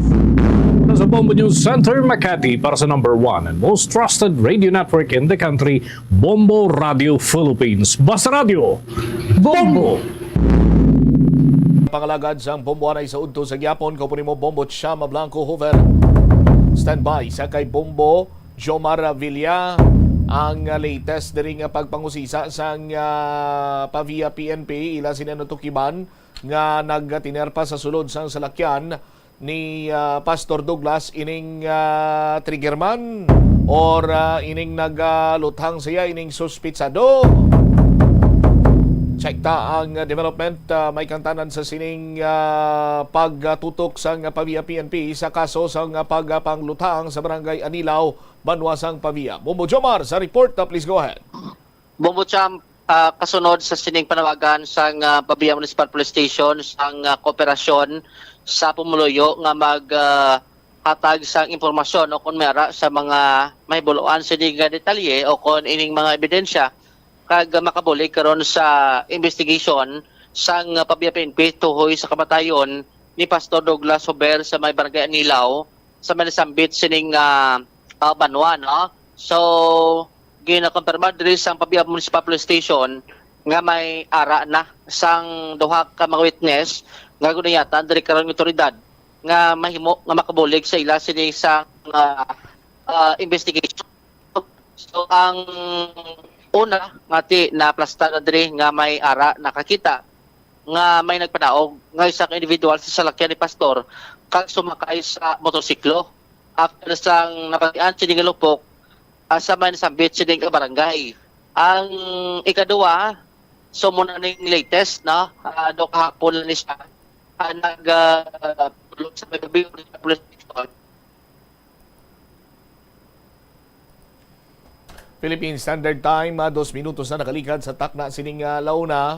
Standby balikanta ang linya ni Bombo Jomar Villa. Pangita guruda sang establish ni iyang area dira Bombo Jomar para nga tayuyon ang pagplastar naton sang sining development sa bahin karon sang investigasyon sang Pavia Police Station. Una sini duwa ang una sila dre ang nakakita nga may nanaog sa salakyan ni Pastor Douglas right after sang nabatian sini nila nga lupok. May ikaduwa nga witness diri nga nagapahayag nga nakita niya nga nagtinerpa sa sulod sang salakyan ang nasambit karon iya nga suspitsado. Balikan tabi si Bombo Jomar Villa. Joms, please come back. So as I've mentioned, no, ang una to tiamo na to na plastar na to sang kapulisan nga nakita sini no ang ining triggerman nga nagpanaog sa salakyan. So ang latest nga ni naghatag no sa gaya sining karon nga ni baluan tuhoy sa nasambit sining insidente. Based diri sa statement sang ikaduwa sining witness nga after kuno nga nakabati sang lupok nakita sini ang suspitsado nga mo ginutudlo sini karon nga triggerman ang ara pa kuno sa salakyan nga daw naglawig pa mga ginabanta mga 3 pa ka minutos sa Bumbusamp na. So sunod dito kay Police Lieutenant Gabriel Manguera, ang Deputy Chief of Police ang Pabia Municipal Police Station, ginpahayag sining santo sa nakitaan sa witness nga tinguha pa no nga i-drive pakuntani sang triggerman o kung suspitsado ang salakyan ni pastor matapos ang ininasambit sining insidente. So senaryo sini nga after to abi nga natiruhan sini ang pastor ti laban-laban way na sang animo o kung nagibawian ato sang kabuhi kay ti patal ang pila sa ulo tinguha kuno ining mag-maneuver based sa witness samtang way na sang kun unconscious ng pastor siya sining salakyan sa sining palungkuan. Gin tinguhaan kuno sang sining suspect nga i-drivean. Subot silingon ang pastor ara pa saya sining salakyan bubot sampo ay pa nakapanaog. So do pagkasubong balagan. Pero i-qualify ta Bombo Jomar itag naton as ano ni siya ang witness number 2 or witness number 1? Witness number 2. Oh, so bali lain man tuya ang isa ka witness nga una nakakita nga paglupok may nanaog. Kang nagsakay sa motor. Ining witness number 2 sa karon nagapahayag sandig sa aton sini kapulisan sa Pavia PNP nga nakita niya pa nga ining triggerman gid man amo gid man ang nagtiro nga i-maneuver pa kung taning salakyan ni Pastor Douglas. Yes, kay alright. Isama lang ta kuno sa sulod sa salakyan mo. Bumbutsam tisa nakita sinisang witness no nga nagtinguha kag try kun tani nga i-maneuver ang salakyan. Daw kasubong nga nagsabak sa kay pastor no way abla ginambal nga abigin buksan niya to perta papanaugon si pastor no. So samtang ara kuno si pastor gapungko siya sining salakyan gin tinguan sa sining nasambit sining nga suspitsado nga i-drivean kuno ang salakyan kay nakita to nagsabak kag ginuyatan ang manubila bumbutsam. Galing siguro ang gidalantaw sini nga hindi kabalo mag-maniho o kung hindi kabalo mag-operate ang ining nasambit sini karon nga driver amo to nga dumay gin pangita siya kung paano kuno nga mapandar ang salakyan no sang nasambit sini karon nga pastor Bubutsamp no. So munang observation nga do mga 3 minutes si kuno anay ang iya sining gitiner hasta solehe based diri sa statement sang witness nga why niya mapapanaw ang salakyan ni pastor amo to nga nag-decide na lang nga magwa sa salakyan. So why siya nag-exit no sa driver seat abing pertahan kay dira malapit mo no kun dira ka biga maniho, why man siya nag-exit abi sa may passenger, no, sa may right nga side sa nga driver, kundi bumalik ini siya sa likod sini nga bahin sa salakyan, kag dito siya nag-exit sa tuo sini nga pertahan, no, kun gapungko ikaw sa salakyan, sa sulod bumutsam sa aton sini nga mga kabumbot yung moto sa nakita, posible nga pagwa na to, dito man siguro nakitaan sang isa ka witness, nga witness 1, nga may nagwa sa salakyan sang pastor, kag sumakay sa iban sini nga motorsiklo, kag dito na lumagyo pakadto abi sa direksyon sa bahin karon sa syudad sang Iloilo, Bumbutsam. So ang isa sa kinalantaw sa kapulisan nga hindi kabalo, no, gamit sang salakyan kay bag-o gali ni kunong model ining Jelly Colray, no, do 2025 ni ang salakyan ni pastor. So isa sa nakita nga naka tawag, no, naka handbrake, naka handbrake kunong ya sining salakyan, aso nga di matultulan to ya sang suspitsado, kay ang ining handbrake kuno sang salakyan di button, no, hindi siya blambal nga do may kambyada sa kilid ni sa tuo mo ni nga kon mag-handbrake ka o butongon mo pasaka bubutsam. So di button kuno ang iya sini nga handbrake amo to nga do na dugayan, no, na 3 minutos ang driver. Antes nga nag-design na lang nga magwa, kagway na to matigayon abi ang tuyo sini nga i-maneuver pa ang salakyan karon ni Pastor Douglas Huber Bumbutsam, no. So muna ang isa sa gidalantaw sang kapulisan nga kun paano nga why na to matigayon kag subong amo nang isa sa ginuyatan sini karon nya nga statement sang pabiya PNP sa isa ka witness nga nag surface karon sa otoridad. Ang kalayoon sini sang natabo kuno insidente do mga 5 metros, no, do medyo lapit-lapit lang, tapos diri sa side sa may piyak sining dalan. No, kay ang iya sining open kay man ang salakyan kay ni pastor ni tinted. Tubot silingon hindi mo madali-dali makita ng tawo sa sulod kung ara ka sa sagwan, unless siguro nga plus lightan mo that time suno sa witness do naka-open ang window ni pastor, pero hindi man tunga-tunga do mga 1/4 siguro no, nga brace nga sining pertahan basi kon do naginutan ma that times pastor o kon mangayo sabi bulig amo to gin panaog yang sining windshield o kuning sining window, pero hindi man bilogid, no. So mo to kuno nga nakit-an nga may nagagiho sa sulod after sa insidente, no, sang nabatian atong lupok sa sulod sa salakyan sang nasabit sining pastor Bumbutsam. Arib na no kabahin sang pahayag ni Police Lieutenant Gabriel Manggera sang mapakigangutan sang Bombo-Radio.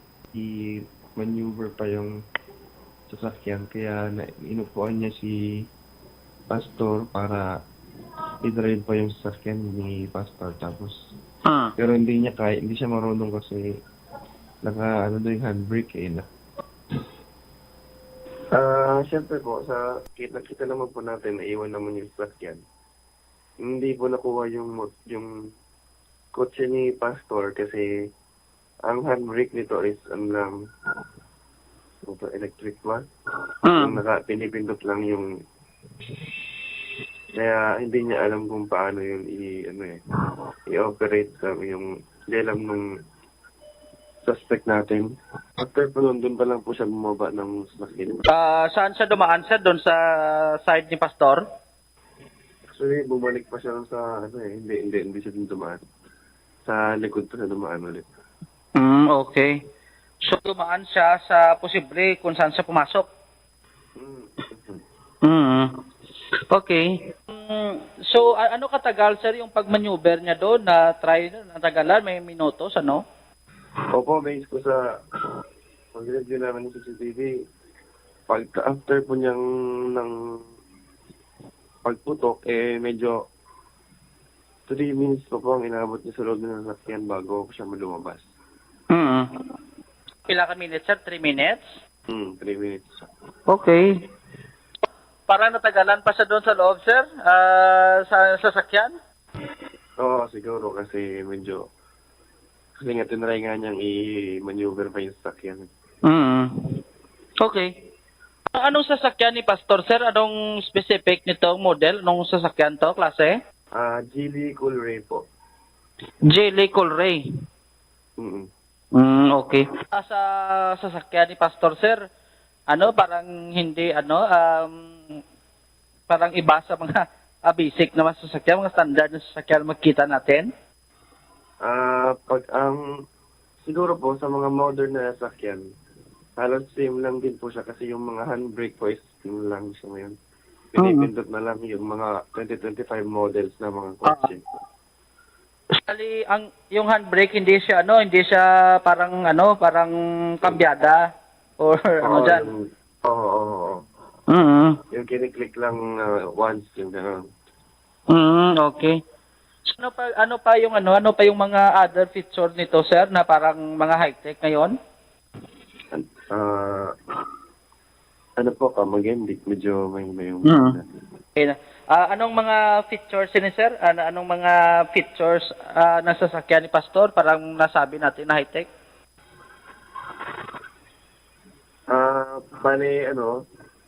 Yun lang naman yung struggle na siguro nakikita ko yung sa handbrake kasi pa naman siya automatic na transmission.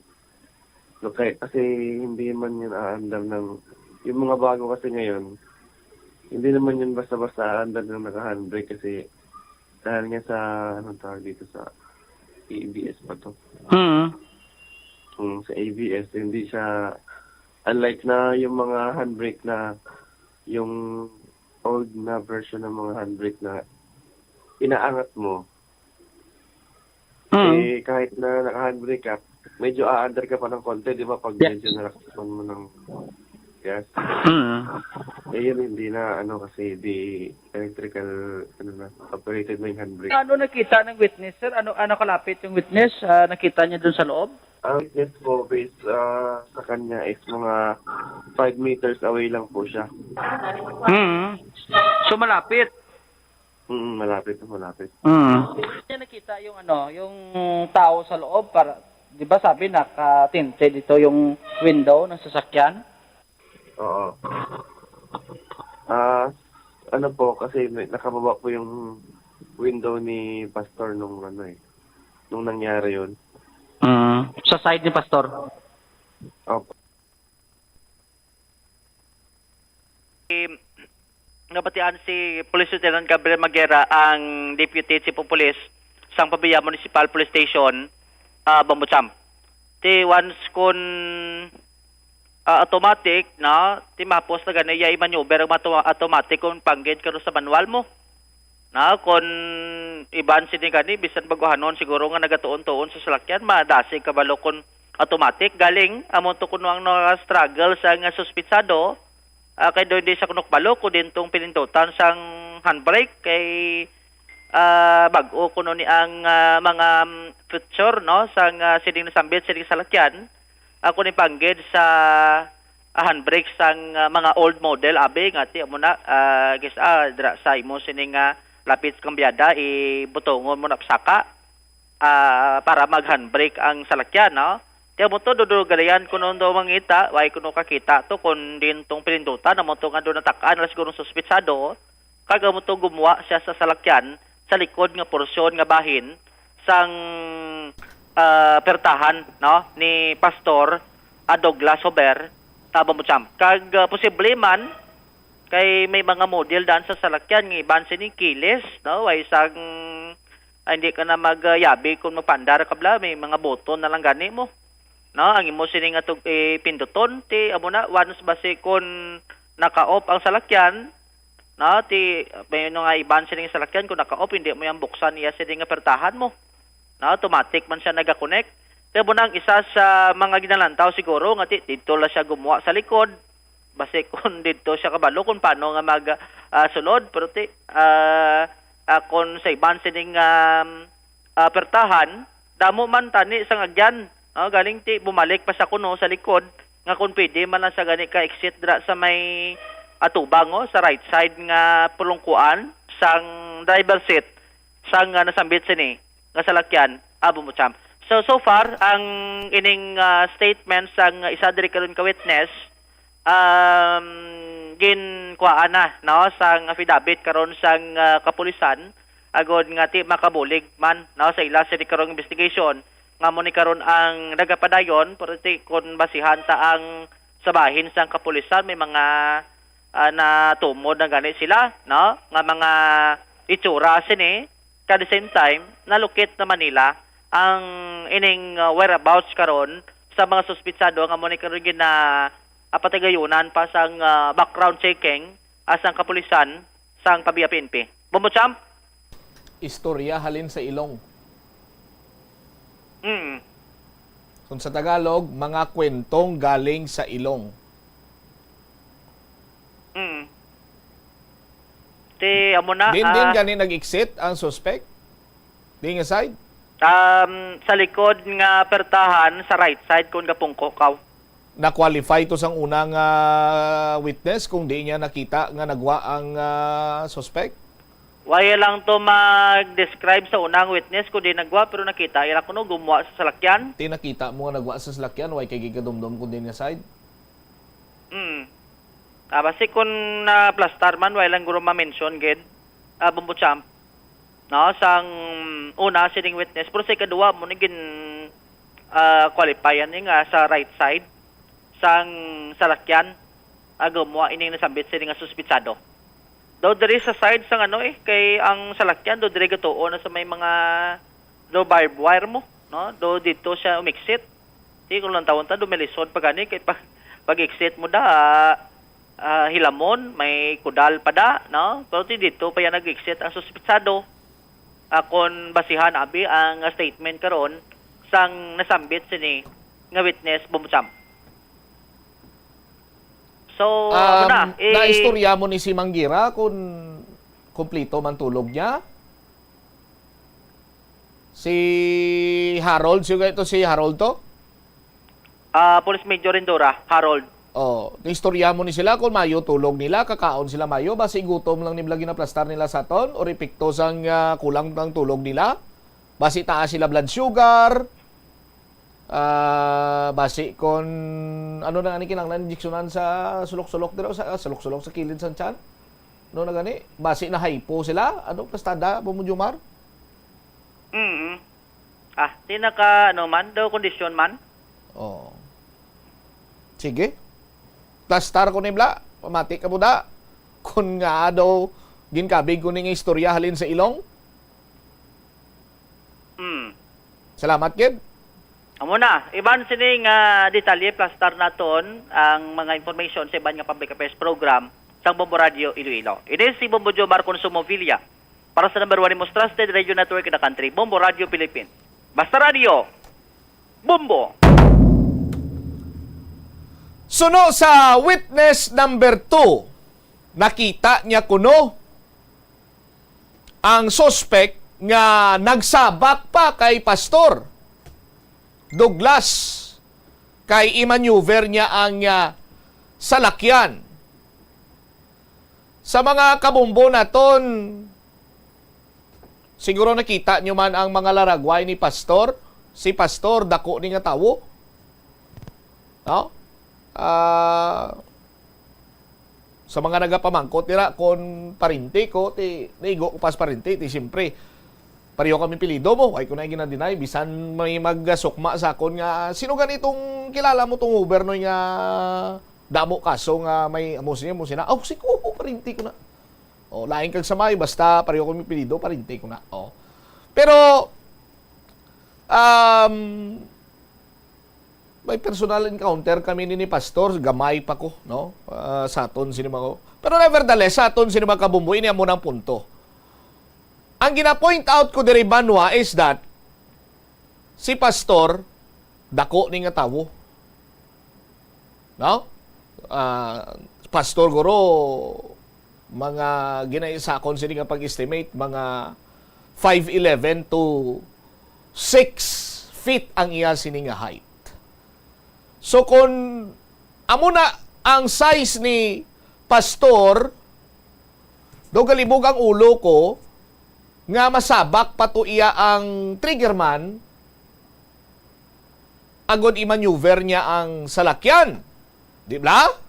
Isa ina ka punto. Ikaduha nga punto, kita nyo na ang salakyan ni pastor nga nag-simi balabag sa kilid. Now, kung ang gina-point out sang witness, according sa witness, ginambali sa polista nagpati man, nga wala maneuver ang salakyan kay naka-handbrake kuno.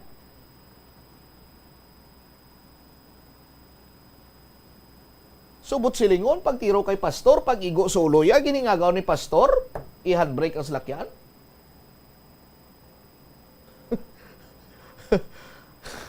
Di ba? Sa pagkabalutan, gina-handbrake mo lang sa lakyan, automatic man ina or manual transmission kung mag-park ka. Kung ang kilala ko ganit, yan nagano to yan ay pastor sa kilid sa nalan na kag nagtiro sila, antes na tamo, nangapi sila. Granting for the sake of discussion, nga ginaistoryahan ang handbrake, rason nga hindi maneuver or hindi na, wala na maneuver sang triggerman nga nagsabak kay pastor, agod nga i-maneuver niya ang salakyan. No? Ikadua, katatlo na tagli. Nagsabak na kay pastor, kay i-maneuver niya, hindi niya mapaandar, kay naka-handbrake. Ang pamangkot nga dito siya ma-exit sa right side sang passenger or sa back seat, sa right side, nga dito siya ma-exit, kay pwede man siya kapanaog dira sa driver seat, tayon. Isa pagit ka palamang ko tanon, ano pagtiro niya kay pastor, nag-ano siya sa sulod, nagkamang, agod nga magsabak kay pastor, and then,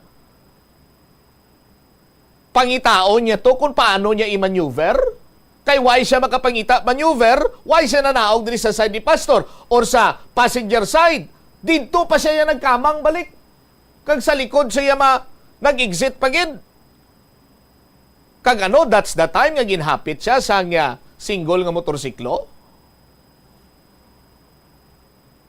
Istorya halin sa ilong. No?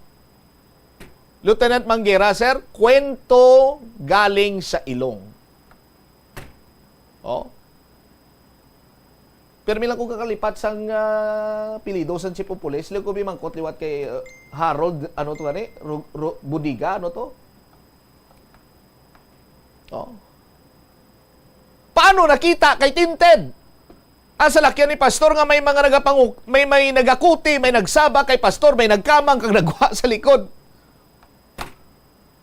Bukas ko no ang bintana ni pastor, gamay lang.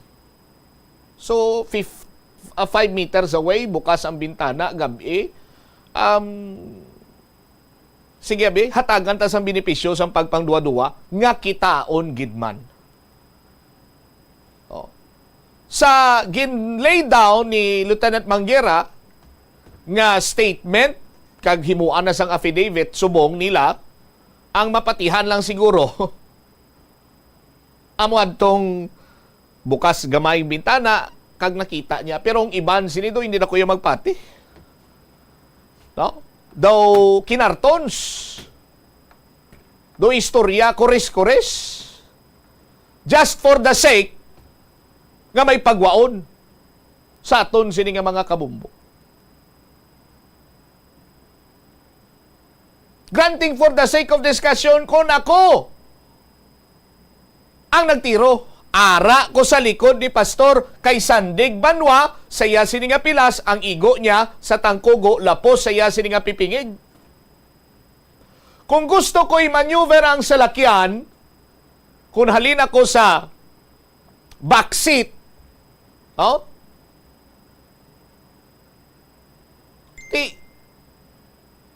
guyudon ko guro si pastor para nga masaylo sa di sa passenger side, oh.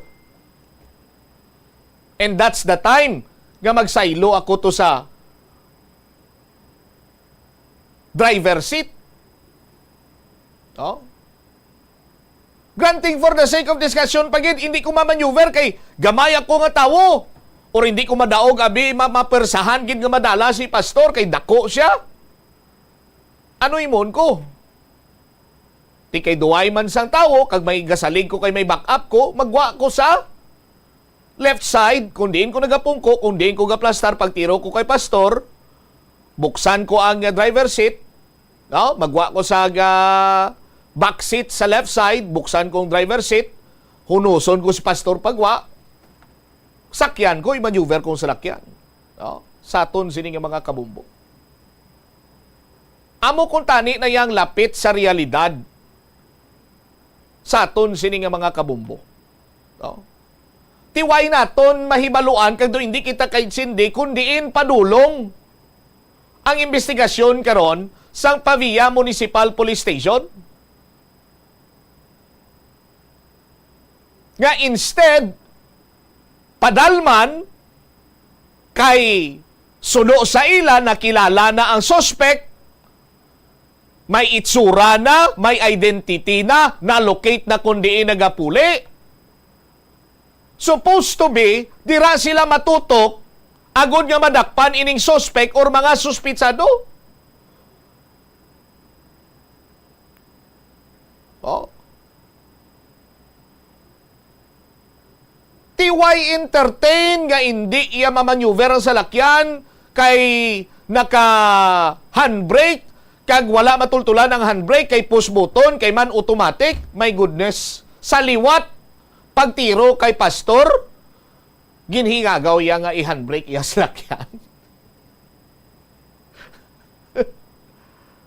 How pathetic sang information, no offense, but karadlawan, nga ginbaton man hook, line, and sinker sang Pavia Municipal Police Station. No?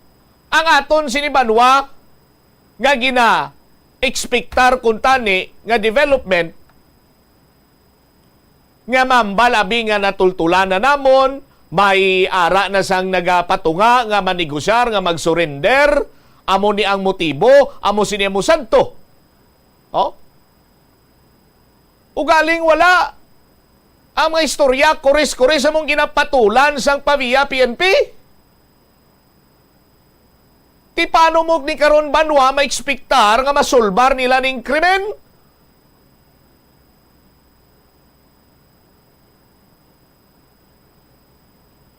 Kaya makon mo, hindi nila pag-divulge kay base kung maalarma.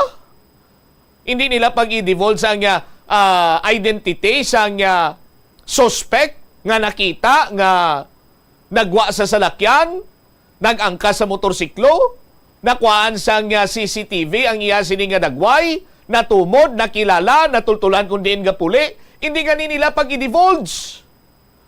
Kay kuno maalarma, kay kuno basi manago, kay kuno basi palagyo. Pero balikan nilang barangay, kay mangusisa sila sa other details kag information sa suspitsado.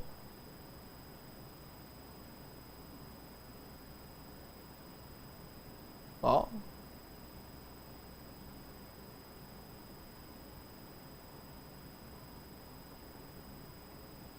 Abi ko anay samtang nga nagaligad ang tsimpo. No? Halos tanan naga-improve. Nangin high-tech. Ano nabilin sa katabtaban? Ang Pavia PNP when it comes to investigation sa isa ka krimen?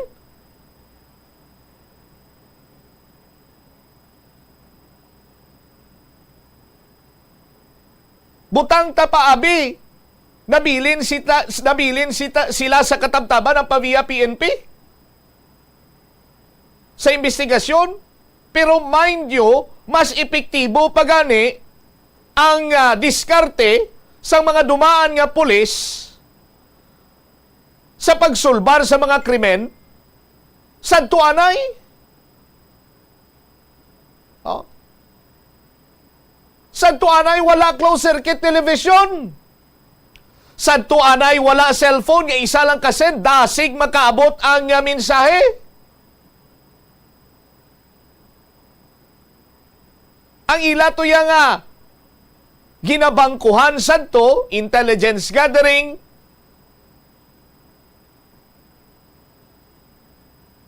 may mga informant sila iya sa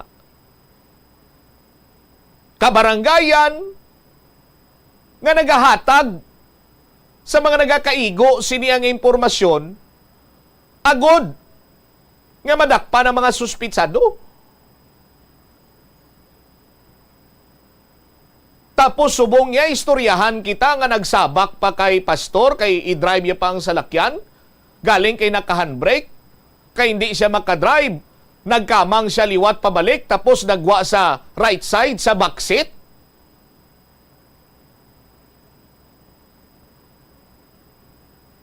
Daw kasubong iya mismo ang paviya PNP nagapatalang sa investigasyon. Kaya nung silingon sini, well-coordinated ang pagpatay kay pastor, nga may involve iya nga mga katapo sang pulis sa paviya PNP, nga daw kasubong ginalabugay pa, kag ginapatalang investigasyon, imbes nga ginapalapit sa tirong.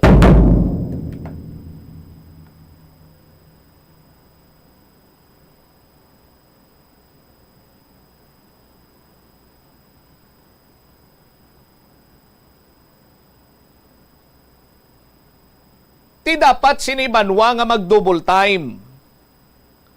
Dapat sini nga, kung may mga information man dira sa laon man sang paviya PNP, kag ang magplastar o ang pagplastar sa mga information, inang mapatihan man bala? Anong akala nyo sa mga tao dito sa Iloilo?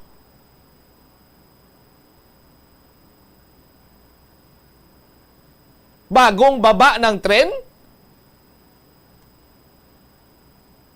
Sa sobrang nag-improve na ng Iloilo, wala na ngang tren dito eh. Oh.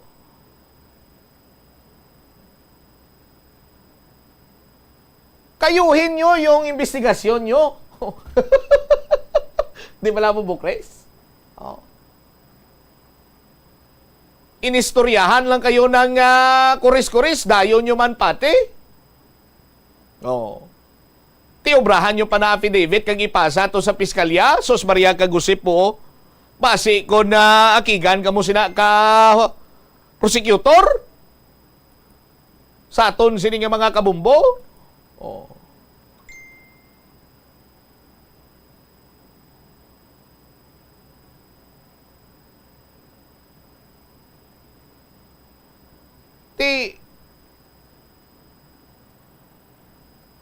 Ining krimen manwa nga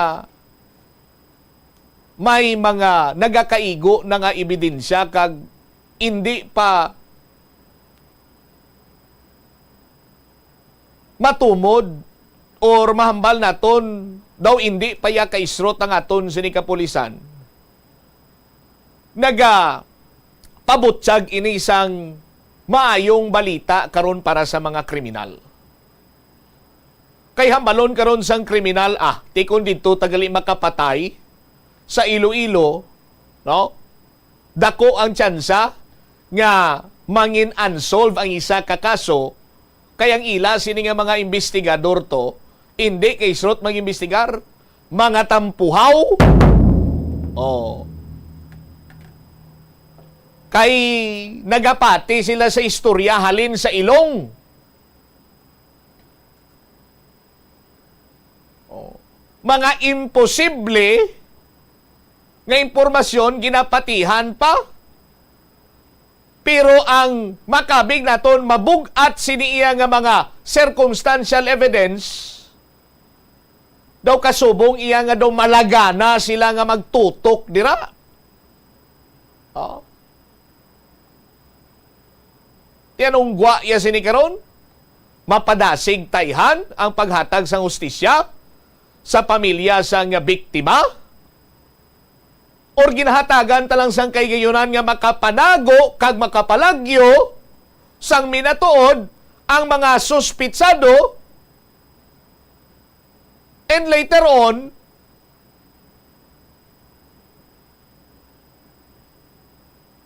hatagan tayasan kay gayunan nga maghinarakak kung sino mga tao sa likod sa kamatayon ni Pastor Douglas. Bangod sa kauyaya, kalawlaw, sang pag-imbestigar sang PABIA PNP. Oh. Tinagapanawagan kita sa kay IPPO Director Police Colonel Bayani Razalan, kag subong man sa kay Police Brigadier General Jack Wangki, nga lantawon sini nila ang hulag sang ila sini nga mga chief of police, hulag sang ila sini nga mga investigador sa pag-imbestigar sa isa ka krimen nga kung sa diin daw mas ginapasulabi ang mga istorya kores-kores sang sa mabakod na kuntani nga malasihan kag tulutukan agod nga masulbar ang isa ka krimen. Oh. Hamakin mo yan, General Wangki, sir?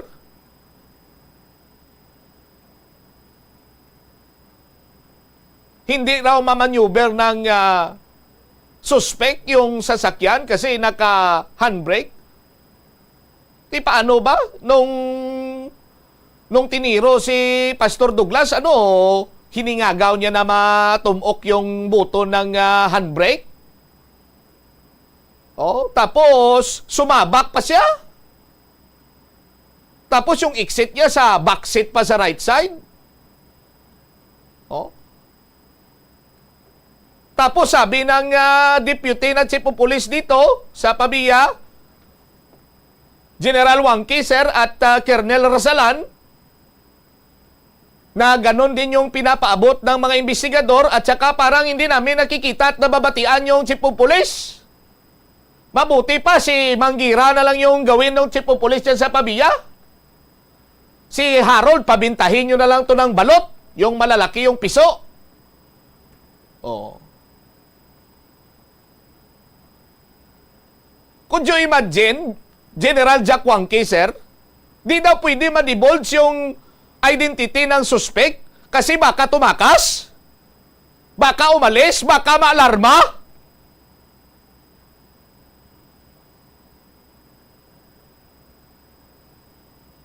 Anak ng pato, General Wangki, sir, oh. Ganito ba yung mga nagustuhan mo na mga tauhan mo sa PABIA PNP? Oh.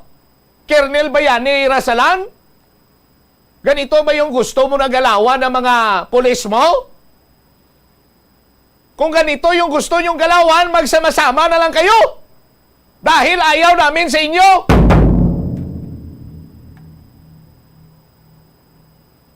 Oh.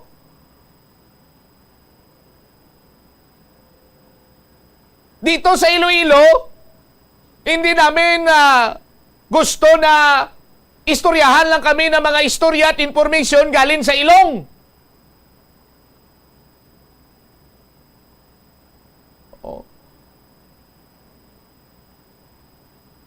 Yun yung pinapalabas ng mga tauhan nyo dito sa ilalim eh. Particularly sa PABIA PNP. General Wangki at Colonel Razalan, sir. Oh. Pag ganito yung mga galawan ng mga tao nyo dito sa ilalim, mangingisog yung mga manugpatay tao dito tsaka maggagawa na lang ng krimen, mangluthang na lang sila sa gabi or hindi sa adlaw kasi hindi naman sila madadakpan eh. Oh. Kaluluo yung mga ordinaryo na tao na mabiktima nila dito. Oh. Pero ako nagapati nga ang suspect kilala ni Pastor. Kahit hindi yan ipagpasakyon sa salakyan niya kung hindi niya kilala. Oh, sa aton sini nga mga kabombo. Kung kilala ni Pastor, ang nagtiro sa iya, kilala man ni siguro sang iban niya sini nga kakilala. Tiktani kung amo nang ginatutukan sa ngaton si kapulisando lapit kung tani istirong. Oh? Sa aton sini nga mga kabumbo. O galing kiti ang mga nagsabak to ya, ayawan pangita sang handbrake. Tiyan mo to yung ila. 42 minutos na kaligad sa takna sini nga launa. Pagbalik naton banwa dugang ang mga balita kag impormasyon diri sa Bomboanay sa udto kaso nga murder kag pagbayular sang RA 7166 na file na sang pamilya sa biktima tong gintiro sang retired Coast Guard sa distrito sa Molo. Balikan tayo ni matapos ang pila ka importante nga mga panumdumon. Viva Senyor Santo Niño! On January 25, Saturday, Bombo Radio, Plazuela de Iloilo, and Star FM will give you the best and the most extravagant band competition for Dinagyang 2025, Pasigabong. A Bombo, Plazuela, and Star FM Showdown of the Bands 2025. Don't miss a chance to witness this one great musical competition and showdown. Participated by 12 carefully selected bands from Visayas. The first prize, 50,000 pesos. The second prize is 30,000 pesos. And the third prize, 20,000 pesos. An additional amount of 10,000 pesos will be given to the band with the best on-stage performance. All non-winning participants will be receiving 5,000 pesos each. So remember the date, January 25, Saturday. The time, 6 p.m. The place, Plaza Mayor of Plazuela de Iloilo. The event, Pasigabong. A Bombo, Plazuela, and Star FM Showdown of the Bands 2025. Viva Senyor Santo Niño! The Farmers Bazaar, your traditional public market with the touch of Plazuela Dos, ang isa ka lugar nga gintukod sa tion kag sa kasagsagan sa COVID-19 pandemic nga may tinutuyo nga maghatag sa imo sang safe marketing experience. Subong nga ang COVID-19 hindi na gid man dako nga pamahog kag nagapakadto na kita sa next normal. Rest assured nga ang Farmers Bazaar will further evolve agud yung magpadayon sa paghatag sa inyo sing satisfying marketing experience. The Farmers Bazaar. Sa lower level, tara na pahamtang ang fish, poultry, kag meat section. Para naman sa inyo mga kinahanglanon nga prutas, utan kag iban pa, magbisita sa upper level, pinaagi sa paggamit sa hagdanan o kon sa pagkadto direkta sa parking lot. The Farmers Bazaar, your traditional public market with the touch of Plazuela Dos. Plazuela de Iloilo, Billboard of Activities for January 12 to 18, 2025. Si Totong Villaruz, kagang iya nga banda, ang saliwat maghatag sa inyo sang one great musical weekend sa concert at the Plaza. Blasting of alas 6 ng gabi sa Enero 18, Sabado. Sa tion sa musical show, napulo ka mga matahom nga Plazuela de Iloilo, special edition mags kag madamo pa nga iban ang igaparapol sa mga suki sang Plazuela de Iloilo. Sa Enero 19, Domingo, ginaagdang tanan nga mangin kabahin sa Eucharistic celebration nga paghahiwaton sa Latolda sa mga adlaw alas 11 sang aga. Sa tion sang Holy Mass, magpangamuyo kita sa Ginoo nga hatagan niya kita sang needed grace and strength agud atubangon ang mga challenges sang tuig 2025. Plazuela de Iloilo. We remain to be one with you in a common hope for a better community and a progressive country in 2025. Ang pagpanguyab ang hindi man dapat kahangawan suno sa mga eksperto bangod isa ini ka natural nga proseso bilang response sa kakapoy apang ang ginpaandam sa mga eksperto amo ang sobra-sobra nga pagpanguyab sa diin masobra ka isa ang pagpanguyab sa sulod sang isa ka minuto bilang panugyan sa mga eksperto. Mas maayo gid nga magkonsulta gilayon sa doktor kung may nanutisyaran nga increase sa pagpanguyab ilabi na gid kung wala man lang sang matumod nga rason. Atensyon sa mga mahilig magamit sang aircon. Nagpaandam ang medical expert batok sa mga balatian nga mahimo makuha gikan sa sobra-sobra nga paggamit sini. Suno ka Dr. Maria Encarnita Limpin, isa ka experienced healthcare specialist, mas maayo nga tsakyaron nga malimpyo ang hangin nga nagikan sa aircon bangod kun mahigko, mahimo ini nga magtugas sang impeksyon kay mga balatian kaangay sang pulmonya. Gani hagan-hagan na lang ina bangod bisan makabulig ini sa imo sa maghinot nga tiyempo, may risgo man ini sa imo nga ikaayong lawas. Ang pinakauna nga nahuman nga sementado nga karsada sa Pilipinas amo ang ginbansagan Montinola Highway nga nagalaba halin sa Forbes Bridge padulong sa Haro Plaza. Nahuman ini sadtong 1910 sa idalom sang administrasyon ni anay Iloilo Governor Ruperto Montinola. Ang semento nga gingamit sa pagpahuman sang karsada ang imported pa halin sa Japan. Ang taytay nga human lang anay sadto sa kahoy kag kawayan ang ginilisan man sang konkreto nga istruktura kagin pangalanan nga Forbes Bridge bilang pagpasidungog sa American Governor General nga si W. Cameron Forbes. Kung sa dalan importante ang speed bumps, amo man ina sa imo galastuhan. Butang kasang slow down nga barriers para mahagan-hagan ang imo galastuhan.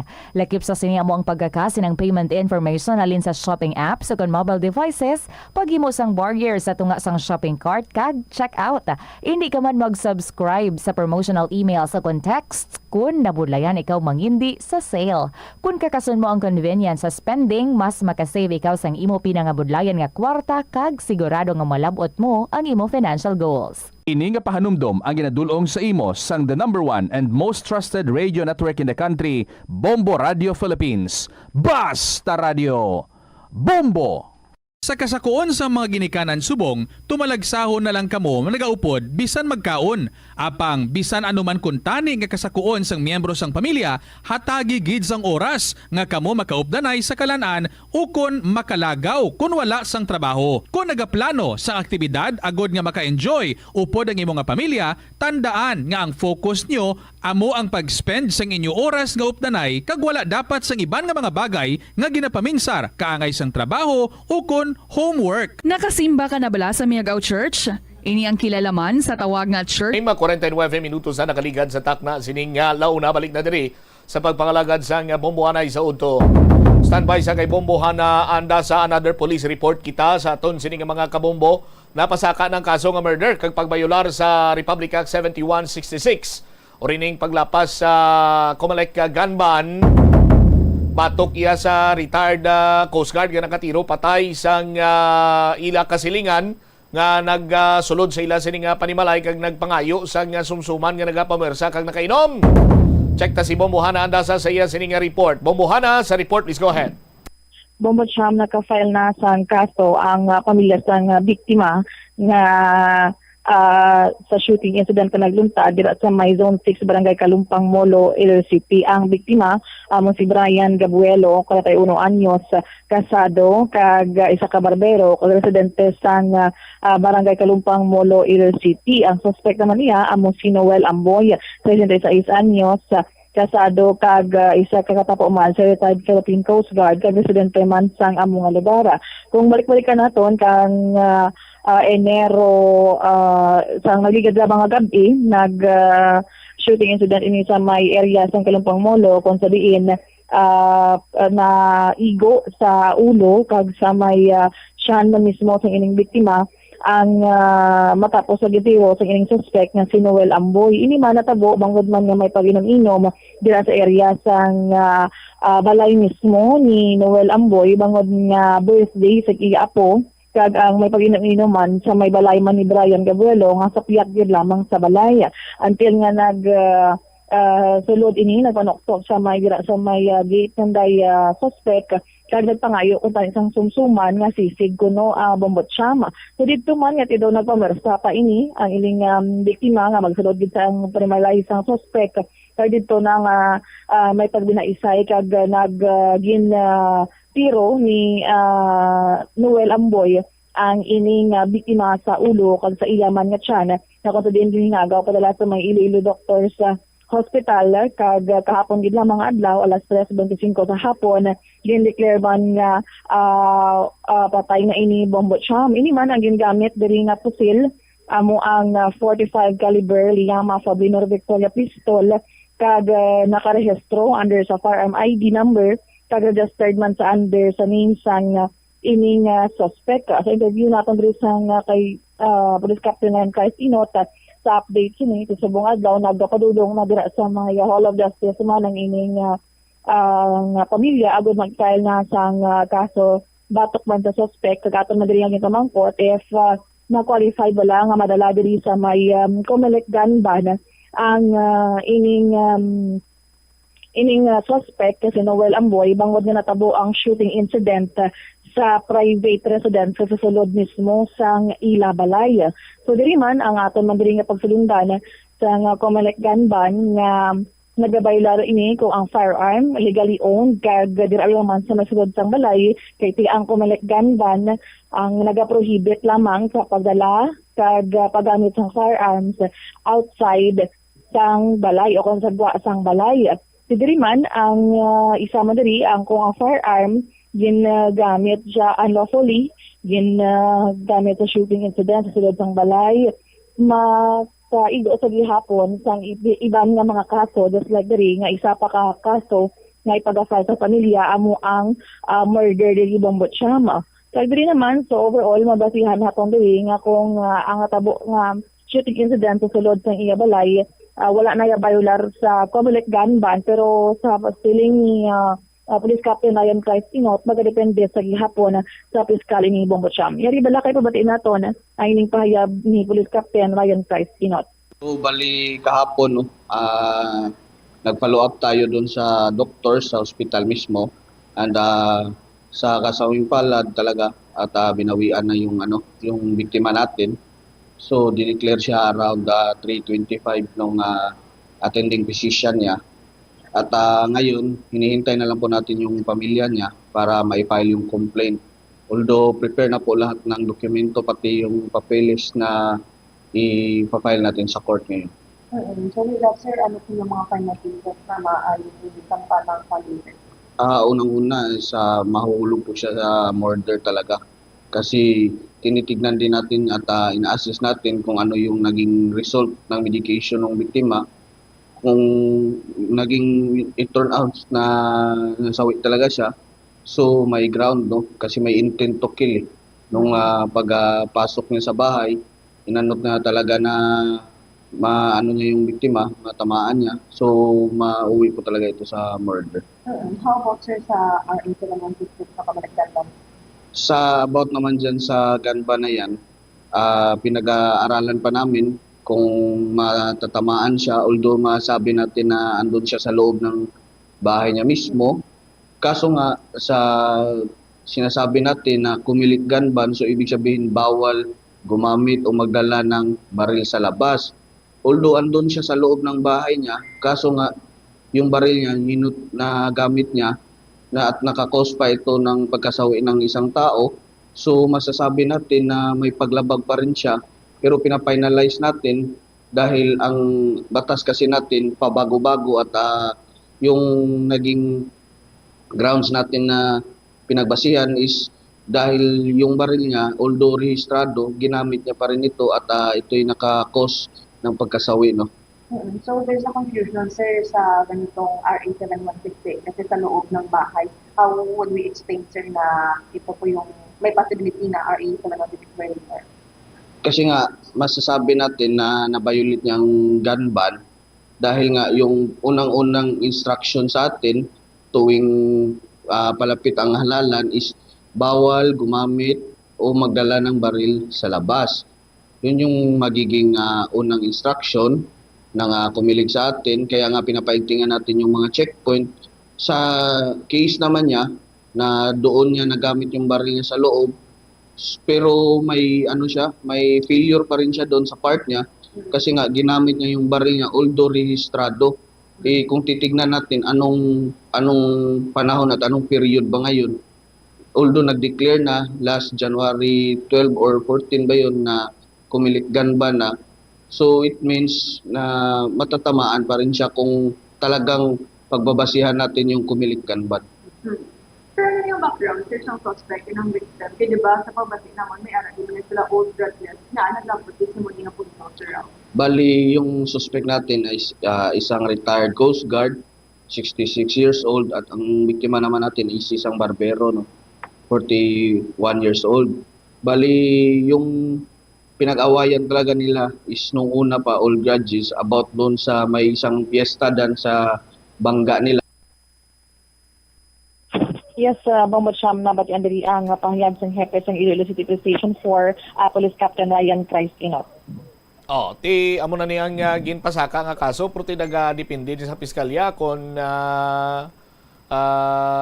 maghulag ini o kung magsaka gid ini sa korte kag kung eksakto ang ginfile nga kaso sa aton sini kapulisan. Ang importante sa diri nga ginpasaka ang kaso. By the way, may curious lang ako. Sano ganing tabo ne? Sang yes, Bombo Cham, sa January 14, sa 11:45 man sa gabi, Bombo Cham. 14? Mm-hmm. Okay. Pagkatapos ng insidente, natumod ba tayo ng suspect?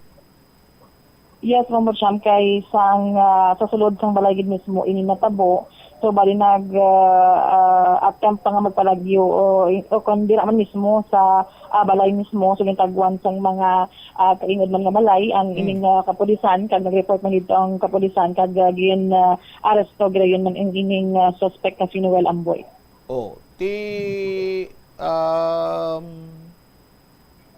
Why na nakapalagyo ang suspect? Wala na ba siya? Kay kung nalagyo niya ang suspect, basi kung hindi pa pwede ma-divulge pa lang yan nga tsuraw, orang niya pangalan. No? Kaling kiti, lain man to yang pabiya, lain man niya ang mulo. Kag kita taman kung ano ka hardworking ni si Sir Inot, do bisan do grabe na sa kasakuon niya gani bumbuana do hindi nagay kapangusay si Sir Inot sang follow-up ni guro sang kaso nga ni kuti naka-file gid sang complaint batok sa suspect Bombohana. Yes, tama gyud na Bombo Cham ngati ang sa time abisang initiating incident dira lamang sa sulod sang balay kati ang gilayon man nga nag-surrender gid mismo ang ining suspect mismo sa kapulisan nga kung sa diin man resulta man nga pag-file subong adlaw sang pamilya sang biktima sang kaso nga murder diri. All right. Ini si Bombohana Mendoza Andasa para sa the number 1 and the most trusted radio network in the country, Bombo Radio Philippines. Basta Radio, Bombo. Salamat kid na Bombohana and Dasa sa imo sini iyang follow-up report. So, ara na karon na, ginpasaka na ang kaso kag nagadepende ini sa pagtumod karon sang piskalya kung bala maigo gid man sa murder kag paglapas sa 7166 no? Ining suspitsado nga isa ka retired na Coast Guard. Oy, sa mga kabombo gali naton ha. Markahin nyo ng inyo sini nga kalendaryo ni na kamo magkadto kung diin pa kung nagapangita ka sang matawhay, maka-enjoy ka. Mabatyagan mo gid ang dinagyang fever nga ginatawag sini nila. Kay kung diri ka sa downtown area, gutok-gutok na de. Why ka pa di parkingan? Ti kung magkanto ka sa Plazuela, sa aton sini nga mga kabombo, no, kag maglantaw ka sang Pasigabong, Bombo, Plazuela, and Star FM Showdown of the Bands. 12 ini ka banda tanan, maidin ini nga ginapili nagagi sa audition. Ginpili gid niya sang nagabugos sang Pasigabong sa aton sini mga kabombo, ginpili ni ang nagpili sila diri ang Bombo, ang Plazuela, ang Star FM, no, para nga ang ila siniya nga performance expectaron yung gid sini nga may pasigabong gid man. Lasais sa kasisidmon masugod ang Pasigabong, Bombo, Plazuela, and Star FM Showdown of the Bands January 25, Sabado ining adlaw dito iya sa may Plaza Mayor. Ti-12 ini ka bandara, makita nyo kung ano nga mga bandang natalana sini nga maga-perform, maga-pa-indis-indis. Kaya first prize na dire, ang maga-champion, magabaton sang 50,000 pesos. Second prize, 30,000 pesos. Ang third prize, 20,000 pesos. Tapos may participation pa sa mga non-winning bands, no? May participation nga 5,000 pesos. Pero mayara sang additional 10,000 pesos nga prize sa banda nga mayara sang ang ila sini nga performance may P-factor. Ano inang P-factor? Amo inang pasigabong plus wila factor, no? Kung paano sini banwa sa aton sini makabombo kung may pinakamayo sini nga stage performance dira iya ang banda, hindi lang kayang ila sini nga bokalista kundi tanan sila. Oh, may additional pagin sila iya nga napulo sini kalibo nga sara nga madagan sini nga premyo. Kita to alas 6 kasi Sidmon sa aton sini nga mga kabombo by 4 PM bukas na ang area dira sa may Plaza Mayor. So kita dito. Pasigabong, Bombo, Plazuela and Star FM Showdown of the Bands. January 25, 2025 sa Plazuela de Iloilo sa Plaza Mayor, 6 PM. Standby na kamo sa kapon lamang program. Kaupo naman sa kay Tita Regine. Ini si Bombot Shama Blanco Vergabilin sa imo sa manenay nga hapon. May God bless us all.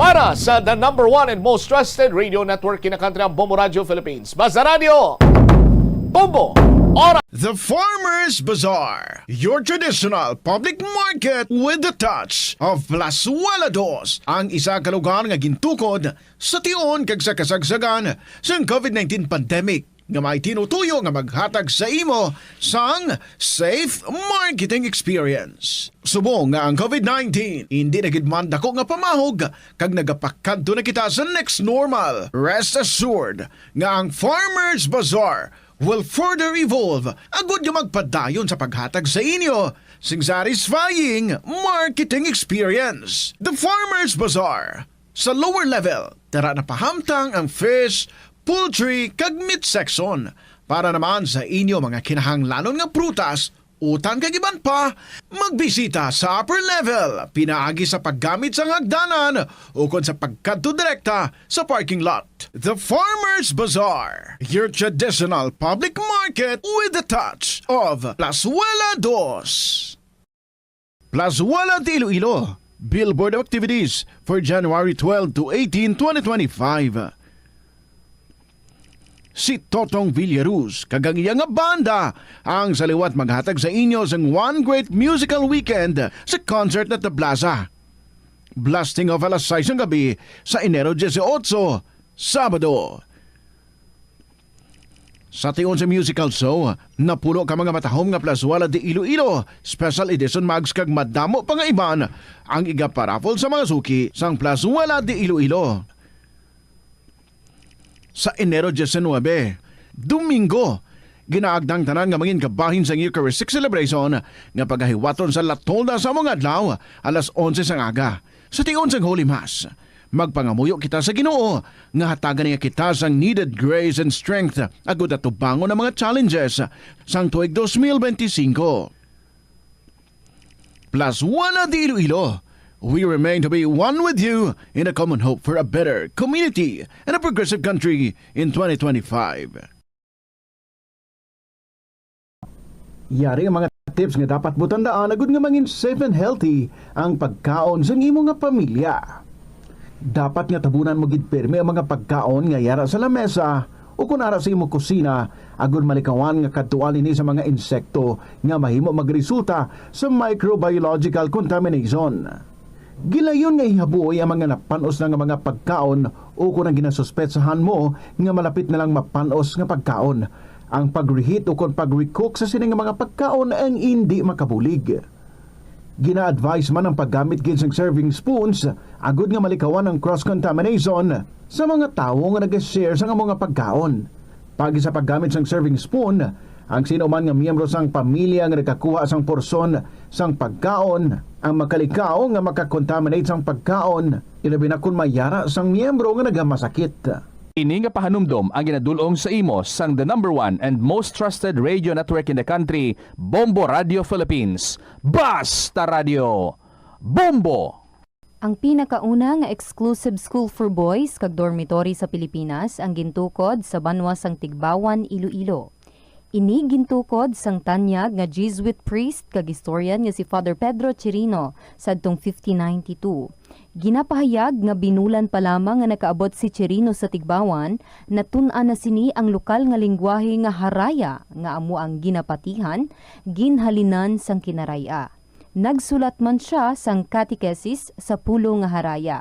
Si Father Chirino upod ang isa pa ka Jesuit brother nga si Francisco Martin ang nagtudlo dito sang catechism, reading, writing, Spanish kag liturgical music sa mga kabataan sang mga prominente nga pamilya nga Ilonggo kag Espanyol sa banwa. Sang 1975, nagpahamtang sang marker ang National Historical Institute sa banwa sang Tigbawan bilang pagkilala sa amo nga maragtas. Paano bala magpain sang basura sa panimalay? Magpreparar sang separado nga suludlan para sa wet kag dry kitchen waste. Magpreparar sang duha ka mga suludlan para sa dry waste sa bilog nga balay, isa sa plastic kag isa sa papel. Ibutang sa isa ka suludlan ang mga bagay nga pwede pa magamit liwat ukon mabaligya kag ihaboy naman sa gwa sang puluyan pakadto sa basurahan ang mga wet wastes. Makakinot kag makakwarta ka na, makabulig ka patipig kag sa katinlo sang imo palibot. Panugyan na rin sa eksperto kung kwarta ang paghambalan. A pesar limitado ang imo abilidad nga mag-invest, ang gamay nga contribution sa investment accounts ang makabulig sa imo nga magamit ang earned money nga maka-generate sang dugang nga income. Ikonsiderar ang pagbukas ng retirement account o kung iban nga investment account. Ini nga pahanumdom ang ginadulong sa imo sang the number 1 and most trusted radio network in the country, Bombo Radio Philippines. Basta Radio! Bombo!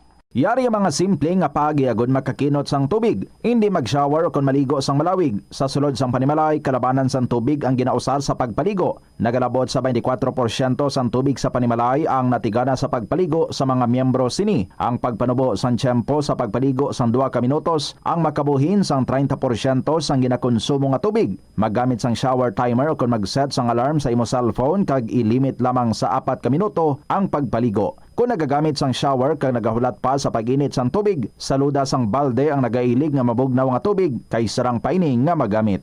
Kauntasang La Paz Batchoy. Ang Iloilo ang kilala bilang home of La Paz Batchoy.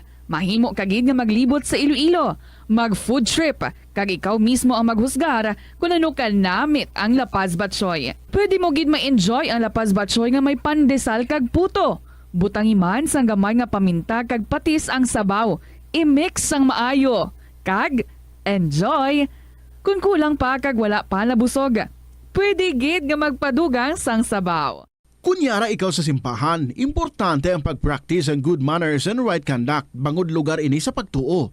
Sa sulod sang simbahan, makita ng mga tawo nga malinong bangod sa pagtahod sa sagrado nga lugar kag sa iban nga tawo nga nagasimba.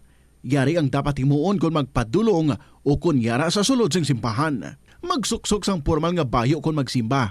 Likawan nga mangin kaswal o kung magsuksok sang revealing nga bayo. Magpadulong sa simbahan antes mag-umpisa ang misa bilang pagpakita sang respeto. Apang kung late na ang imo pag-abot, magsulod sa simbahan sang malinong kag magpangita sang pulungkuan nga wala sa may nagkakatublag nga iban. Mangin mahipos o kung sa maghambal sa manubo lang nga tono sa sulod sang simbahan. Hindi pagdisturbo ng ibang nga tao pinaagi sa pagchismis o kung paggamit ng cellphone. Magupod sa pagpangamuyo kag pagkanta. Apang kung hindi ikaw pamilyar, magtindog kag magpungko sang malinong kag sundon ang flow sang misa lakip ng pagduko kag pagluhod kung kinahanglanon. Magpamati sa seremonya sang pare o kung pastor. Hindi pagsabada ang imuupod, ilabi na kung padayon ang misa. Magpakita sang respeto sa pari, altar servers kay iban pang miyembro sang simbahan. Masami siguruhon nga naka-silent mode o kung naka-turn off ang imo cellphone antes magsulod sa simbahan. Agud malikawan ang distractions. Likawan ang pag-test o kung pag-browse sa internet samtang nagamisa. Ang Ilonggo nga si Jose Peping Tensay sang Haro, Iloilo ang pinakaunang nga Filipino nga piloto nga nakapalupad sang isa ka passenger plane sadtong 1925. Ini amo ang eroplano nga Curtiss Oriole biplane nga may ruta nga nagalawig sang 43 kilometro sa lin sa Iloilo padulong sa Bacolod. Samtang ang pinakauna naman nga commercial airline sa pungsod kay sa Asia amo ang Iloilo Negros Air Express Company nga nauna pa sa Japan Airlines kay Singapore Airlines. May flight inihalin sa Iloilo padulong sa Manila, Bacolod, Cebu, Davao kag Zamboanga sang 1932 kag padulong sa Hong Kong, Bangkok, San Francisco, Shanghai kag India sang 1946. Bangod sini ginkabig ang Ito ang Bombo Radio Philippines. Fully digitalized. Numero 1 sa balita, komentaryo, drama at serbisyo publiko. Bombo Radio Philippines. Bombo Radio Philippines. Ang inyong number 1 at most trusted radio network in the country. Basta Radio Bombo! Hello and good afternoon, good sa inyo mga kabombo. Welcome sa kahapon lamang program. It's January 16, 2025. Thursday kita. Nami man no, ang aton panahon medyo kulang. Hindi kita mo sina ka init. So kabay ha, ngati kamo dira feeling comfortable. Din ka mo subong, ara pa sa inyo panimalay or ara na sa inyong mga ginatrabahoan. Salamat gid ha, nga sa gihapon kung nara ka mo sa inyong work. You are connected to us. So thank you very much, kid. And sa tanan naton dira nga mga suki, nga mga tagpalamati, ang iban nagapadala sa mga stories. Thank you. Ang iban they remain as listeners. Salamat sa gihapon. But nevertheless, I continue to invite everyone nga magpadala sa ilang mga istorya para diri sa kahapon lamang program so that mangin punong-puno and colorful ang aton nga afternoon every time we have kahapon lamang program. With the stories na inyong i-share, so lihog na lang, write your stories and then you email sa bombo_iloilo@bomboradio.info or pwede isulat sa gihapon and ipadala lang sa kahapon lamang program DYFM, Bombo Radio Iloilo, Sky City Tower, Mapa Street, Iloilo City.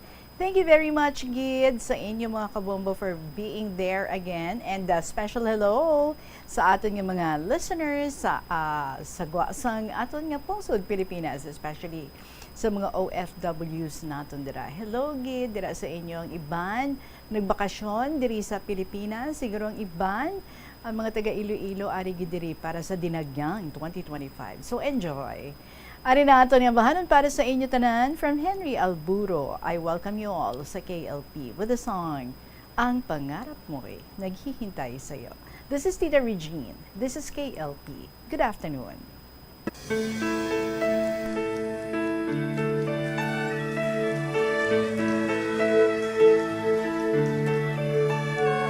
Kay rami mang balakid sa iyong daraanan, sadya mang matinig ang kailangan mong lakaran. Ubod man ang bigat ang iyong binabasan, huwag kang mag-alinlangan, kayang-kaya mo yan. Huwag kang umatras, huwag kang humito, huwag kang mapagod, huwag kang sumuko. Alam mo naman sa dulo nito, ang pangarap mo'y naghihintay sa'yo.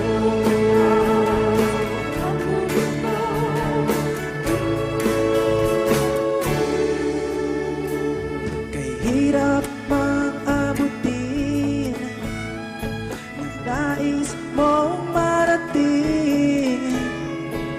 malalim man ang suliranin, kailangan mong tawirin. Pinapaiyak ka man ng iyong nararanasan, huwag kang mag-alinlangan, kayang-kaya mo yan. Huwag kang umatras, huwag kang humito, huwag kang mapagod, huwag kang sumuko. Alam mo naman sa dulo nito, ang pangarap mo'y sa'yo. Huwag kang umatras, huwag kang huminto, huwag kang mapagod, huwag kang sumuko. Alam mo naman sa dulo nito, ang pangarap mo'y naghihintay sa'yo. Naghihintay sa'yo. Naghihintay sa'yo. Ang pangarap mo'y naghihintay sa'yo. That's right. Stay positive because your dreams are just waiting for you.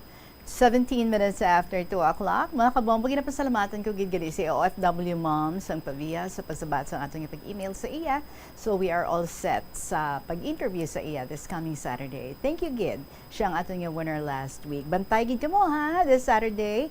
Announcement naman naton sa atong new winner para sa sininga simana. And by the way, ang mga winners naton nagabaton sang 1,000 pesos nga cash bilang premyo. Gani ka mo dira. You also want the 1,000 pesos nga cash? Write your stories and who knows, diba? Kamu naman ang next nga ma-interview diri, kamu naman ang next nga winner. So again, email your stories sa bombo_iloilo@bomboradio.info or sulat and then ipadala sa kahapon lamang program DYFM, Bombo Radio Iloilo, Sky City Tower, Mapa Street, Iloilo City. No sweat gid ano? In your free time, kagkanami pa na isang feeling, kito ka-cathartic ba lang, mapagwa mo naman what's inside of you, no? Sa mga nagliligad, sa mga ginagyan mo sa imong nga kabuhi. Anyway, welcome again. Here's our first story para sa inyo. This is from Nanay Flor, sa Santa Barbara. Dear Inday Regine.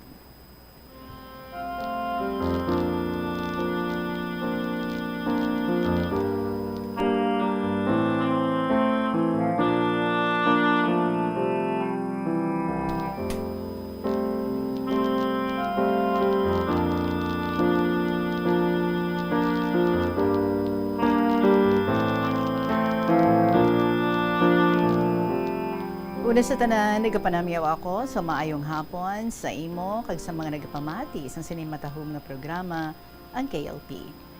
Inday, ari ako para nga magsaysay sa akon masubo nga inagihan sa kabuhi. Labas pa sige hapon sa akon nga panumduman.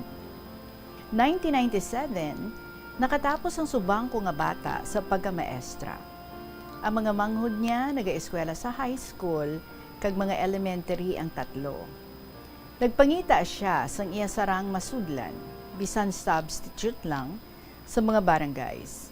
Maayo nga swerte, nakasulod siya dayon, bilang salili siya sa manugbata nga maestra. Hindi lang naton paghingalanan ang lugar. Siling ko maayo kay nakasulod siya dayon. Yadi pa ini sa galastuhan sa iya mga manghod nga nag-eskwela. Kay wala man si tatay niya sang obra, kundi nga man ang getigid lang. Nagapananggot balas ng lubi, nagakuha sang tubig, kag akong ginabaligya, sa amon lang man balay. So nagdayon lang siya sa iya amiga, kag maayo man ang iya nga pagpanudlo. Kada bulan, kaisa lang siya nagapauli, kay malapit man sa kaiping nga banwa, diri sa Iloilo. Nagabot ang isa katuig Inday, ang iya nga pagpanudlo. Nagpauli siya sa balay, dala ang iya mga bayo sa iya nga bag. Siling ko, nga anini, nga do kadako gid sang imo nga baghaw. Siling niya, ginpapauli ako sang amon supervisor, kay mapakasal kuno ako, kag magbalik liwat sa panudlo ko, kun makapakasal na ako. Likom sa amon, may naluya gali sa iya nga tawo. Nag-eskwela pa ini siya, bilang isa katuig na lang ang iya talapuson sa Marine. Gintago lang ini ang ila nga pagkarelasyon sa iya mga ginikanan sang lalaki, kay kun makahibalugan ni ang iya tatay kag nanay, pauntato nila sa iya nga pagtuon. Gani nagpauli na lang ang bata ko kag magpahuway sa balay. Kay man, 4 na kabulan ang iya nga pagbusong. Pagligad ni Regine sa 5 kabulan, nagbata siya, lalaki, January 1980, diri sa balay. 1 year nagligad, nag-graduate ang lalaki. Wala gid siya makabisita sa iya nga bata. Mga 1 na kabulan nga nagbata ang bata ko, kag mag-abot ang lalaki sa balay, nga may dala nga mga pagkaon sa mag-iloy, mga gatas, bugas, mga sudan, kumpleto ang iya mga dala. Pero wala pagid makahibalo ang mga ginikanan niya. Solo gid lang ang iya utod nga magulang sa tanan. Diri sila nagapuyo na lang anay sa balay kay nagaplano pa sila kung ano ang ilang desisyon. Sang ulihi, sang nagaedad ang bata 1 ka tuig, ang lalaki nagpauli man sa ila, kag magpangita man siya sang obra, agud may ibakal man sang gatas sang bata niya. Pero kung may kwarta gani siya, ginahatod niya sa bata niya. Kung kaisa, mga 3 ka bulan, hindi gani kakadto sa amon o kung sa iya bata, kay hindi gusto ang iya mga ginikanan nga magpangasawa ang ila bata, kay wala pa sang obra. Inday nagalibog man ang ulo ko, kay wala kami sang kuhaan sang amon mga pagkaon. Kay wala na sang obra ang akon anak, kay may bata siya nga wala sang bana, nga nagasuporta sa iya anak. Kay natabo lang siya sa taga sa ginikanan sang lalaki. Labot pa sina, madamo pa ang akon mga anak, may 2 nga sa high school, kag 2 ang elementary. Kapin pa, sige man ang akon pamata, may bata gani ako nga jutay pa, 1 year old ang edad. Sang ulihi, daw hindi makaagwanta ang bata ko, nga magtanaw sa iya anak nga kulang ang iya gatas kay wala na makabalik ang tatay sini sa amon. Siling sang bata ko, nay, at ipanon mo lang si Toto kay mangita ako sang obra dito sa Mindanao. Total, ari man si tatay, hindi man siguro kamo magutom. Kay man in Regine, ang bana ko, sa nasiling ko na mananggete, nagasaka sa lubi kag magpananggot. Inday may sanggot, ina siya nga ikihad sa suwak sang lubi, kag ginasalod sang pasok ang nagatulo nga tuba. So amon ina ginabaligya, diri lang sa amon balay. Halos pa nabudlayan ako, kay may bata man ako nga jutay pa, 1 year old pa lang. Pero siling ko, sige, lakat ka, kay ubayan ka gid sang aton Ginoo. Kung nagahimulat lang kita sang maayo. Inday naglakat ang bata ko nga wala kami magpahibalo sa bana ko.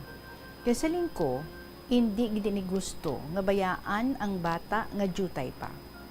Kami lang nga 2 sang bata ko ang nagaplano sini. Galii mo, nakabalita siya nga dito sa Mindanao kinahanglan ng mga maestra. Tinday siling ko sa iya, sige lakat kag magpangita ka sang imo masudlan. 3:00 sa hapon, naghimo siya sang iya mga dala, pati mga papeles sa pagpanudlo. Dala niya kay masakay na siya sa barko. Nagtalikod ang bata ko, ginhakos ang iya bata kag magsiling, Toto, hindi magibi ha. Ari ka lang kay lola mo, kay mapauli man ako sa imo. Mangita ako, Toto, sang ibakal sang gatas mo, kay wala man kita ni tatay mo pagbalik diri. Inday Regine, daw ginpuga ang kurason ko sa kasubo. Naghaksanay kami nga nagahilibion. Siling niya sa akon, Nay, nabalaan ko nga mabudlay man sa imo tani. Pero anhon ta, kay hindi man ako makasulod diri, kay wala pa ako makapasar sa board. Dayon siya lakat nga nagatulo ang amon nga luha. Pagkagabi, nagabot ang bana ko nga nagpinakurat sang tuba. Dayon ko sukadan sang panyapon kay makaon kami. Gintawag niya ang apo niya, dali na to makaon kita. Abaw inday, ginkulbaan ako, kay wala na ang subang ko nga maestra. Wala siya kahibalo, nga naglakat, basi kon mangakig siya. Nagtilipon kami nga magkaon sang 8 kami sang gagmay ko nga mga bata. O, dinta na si Neni haw, nga ako lang kita. Mamangkot niya. Tisiling ko, naglakat siya kaina. Ha? Sa diin? Siling ko dito sa Mindanao kuno siya makadto kay kulang kuno ang mga maestra sa mga bukid. Basi pa lang makasulod siya dito. Ti sinong upod niya? Siling ko isa lang siya. Naghipos lang ang bana ko. Ti alang-alang akigan niya ako kay palangga man niya ako katama kay man layo ang antad sang edad namon. 9 katuig. Gani wala kami sang alawayon. Hipos lang siya. Gani ko na noong akong gusto, sugot siya. Sang pag-abot niya kuno sa Cagayan, nagsakay naman siya malay-balay, tapos nang pamangkot siya, kundiin ang kulang ang maestra. Kaginupdan siya sa mga maestra nga tumandok, pakadto sa malayo nga barangay sa Banwa. Pag-abot niya sa amo nga bulutuan, gintan-aw sang supervisor ang iya papeles. Kag kompleto man. Kag pagkaaga, nagkadto dayon sa bulutuan. Kag nag-umpisa siya dayon sa pagpanudlo. Salamat gid sa Dios nga aton ginadangupan. Wala gid siya nakatulog nga magtulok sa aton. In the region, mga 2 ka tuig ang iya nga pagmaestra sa binukid sa Mindanao, wala gid siya makapadala sa amon kay man bag-o lang siya nga maestra nga nagsulod. Abaw in the region, tama kami kabudlay. Ang akon ginahulid kun gabi, 2 man sila ang nagatiti sa akon. 2 ka bata. Ti ginatimbangan nila ako, baw daw baboy lang ako nga ginadumog nila nga 2. Ti ano abi kay wala na kami sang ibakal sang gatas ang apo ko. Wala gid si tatay niya magbalik sa amon. Maayo gani inday, kinakapananggot ang bana ko. Kada aga ginakuhaan niya ako sang tuba nga tiniti. Tama ka tamis, ti amo ini ang ginasamo ko sa kanon kada aga. Tama kadamo ang akon gatas. Kun adlaw, ginasapi-sapihan ko sang binukbok nga bugas pagkagabi, 2 sila bulos-bulos titi sa akon.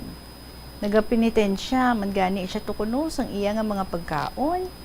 Kun kaisa nagasudaan siya sang talunon nga baboy, paka, kaghalo nga ginadala sa mga native nga mga tawo sa bukid.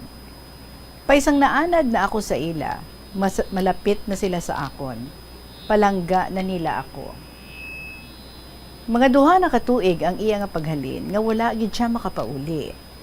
Ang amon diri, sige man ang amon himakas, hasta nga hindi man magutom ang amon nga apo.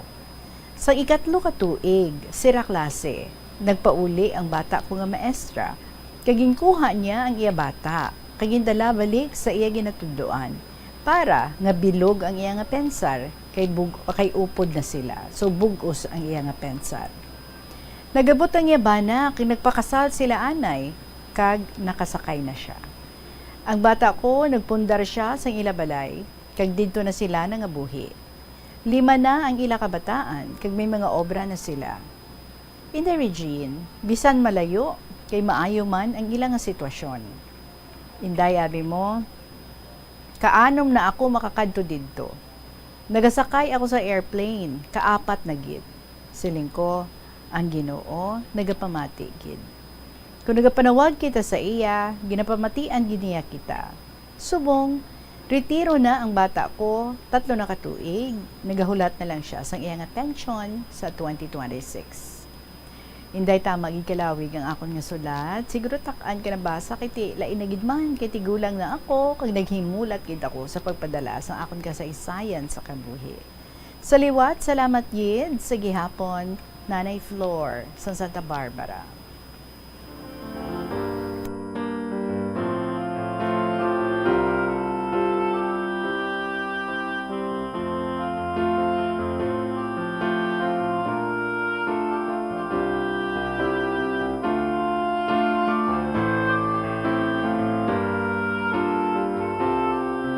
Nanay Flor, thank you so much gid sa imo gin share diri sa aton. No? Cool lang gid ka mga parents, especially ikaw nga mother. And I guess naka-help gid ato maayo sa imo nga bata so that pangitaon niya man no ang iyang kapalaran kag apisan nga ti amo to kabudlay ang pag-umpisa sang ilang pagpangabuhi, hindi sila upod sang tatay sa iyang bata.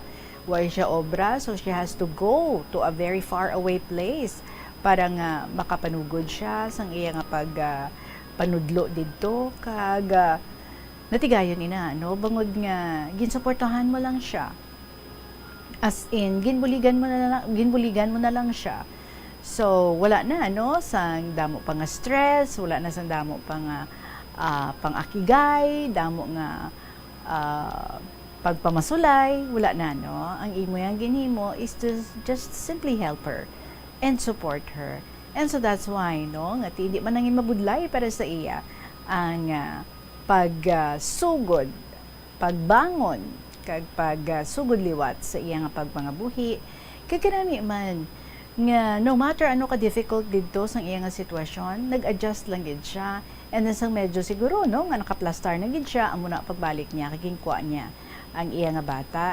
And at the same time, nag-abot man ang time nga ready naman ang lalaki, nakasakay na sa barko, and nakapakasal sila, nagpangabuhi sila. And so, that's how their journey sa ilang marriage, no, ang nagkalatabo. Kagkadako sang inyong nga role bilang mga ginikanan, nga nakatigayon sila nga magpangabuhi no matter how difficult because you were there, nga wala gid kumbaga wala gid kamo naghawid sang inyong pagsuporta kag paghatag sang bulig sa ila. Ikaw man mismo ti imagineon mo no duwa ka mga kabataan na nagatiti sa imo kay ti wala ding iloy sang isa ka bata. So ang isa bata mo, ang isa apo mo. Ano ka budlay no? Pat gintiis mo because luyag mo gid nga makabulig ka sa imo nga bata. And so that's why ngati wala man siya gin deny sang maayo nga kapalaran kay ti nagapaninguha man and because confident siya no even if malayo siya ara sa maayo nga mga kamot ang iya nga anak and you are always there to back her up. So salamat gid nangin maayo ang dalagan sang iya nga pagpangabuhi kag bangod ina sa inyo dako nga bulig kag suporta sa iya. So thank you so much. Ito nagidili sila yan no sa Mindanao kag ikaw. Wow, pakadto ka pa rin na lang. 6 times nga nakakadto na dito and you are enjoying ang ini nga mga pagbisita mo dito sa ila. Thank you so much for sharing this beautiful story diri sa amon Nanay Flor sa Santa Barbara. Bago po nabalik ang KLP, it is now 33 minutes after 2 o'clock sa gihapon. This is Tita Regine. Magabalik kita pagkatapos ng pila ka mga importante nga mga pahibalo.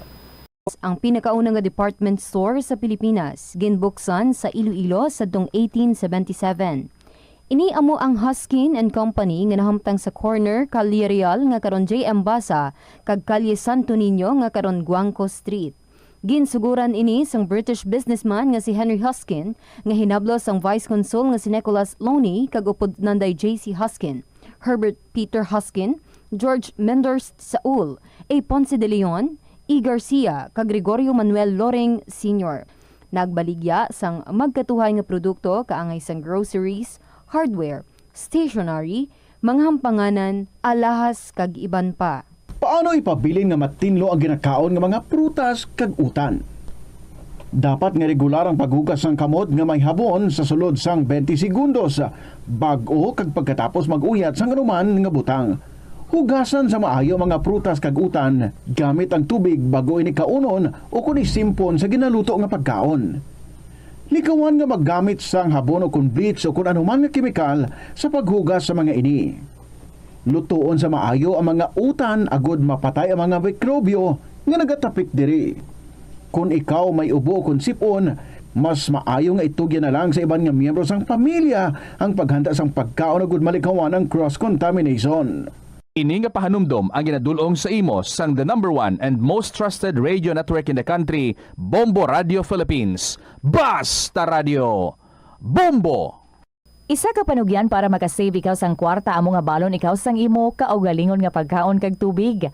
Kung magpadayon ikaw bakal sang lunch o kung mag-order, natural nga sa lampaw-sampaw gidi ang imo nga balayran. Ang kalabanan nga restaurant meals, take note, unlimited man sa calories, gani daw malayo gid nga mangin healthy ikaw. Apang kung ikaw magbalon, makalikaw na ikaw sa gasto sa kwarta, kag calories, makalikaw pag ikaw sa gasto sa tiyempo. Wangod hindi na ikaw maglakat, magpila, kag magpainit, agod mag-order sang pagkaon. Bangod sina, mas mangin produktibo ikaw sa trabaho o kon sa eskwelahan. Ini nga pahanumdom ang ginadulong sa imo sang the #1 and most trusted radio network in the country, Bombo Radio Philippines. Basta Radio! Bombo! Ang Iloilo ang pinakauna nga syudad sa luwas sang Manila nga nakaangkon sang direct shipping lines padulong sa iban nga mga pungsod. Halin sang 1855, nagaserbe na ang Port of Iloilo nga alagyan sang mga international shipping lines nga halin kag padulong sa Australia, Hong Kong, China, Singapore, Europe kag Amerika.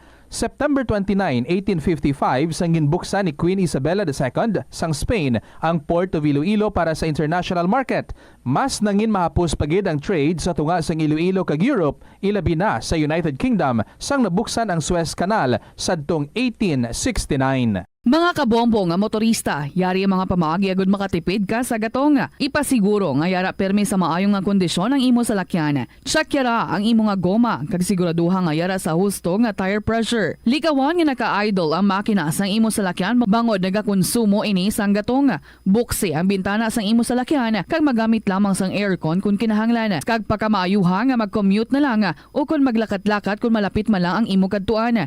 Likawan ang aggressive driving kag padalagan ang imo salakyan sa husto lamang nga katasigon. Sa patatas, masami ginahaboy na lang nato ng panit. Suno kay Dr. Cynthia Sass, isa ka nutritionist, ang panit sang patatas sa makabulig sa increased potassium intake. Ang potato skins nagaprovide man sang source sang iron nga isa ka essential mineral nga ang primary function nagalakip sang pagsuporta sang red blood cell function. Ini nga cells naga-contain sang dako nga amount sang hemoglobin, ang protein nga nagabind sa oxygen halin sa ginahaklo ang hangin kag ginadala ang oxygen sa bilog nga lawas. Nakahibalo ka bala nga ang color ang makaapekto sang imo nga modo? Santo sa pagtuon sang American Home Shield, mayara sang correlation ang color kag mood. Kaangay sang pula nga nagapataas ang blood pressure kag heart rate. Apang mas maayo ang duag na pula kunyara ini sa kusina bangod mas nagapagana ini sa pagkaon. Ang shades nga blue kag green ang ginaabiso sa mga psychologist nga nagakadapat yara sa sulod sang imo kwarto bangod ini nagapakalma sa paminsaron sang tao.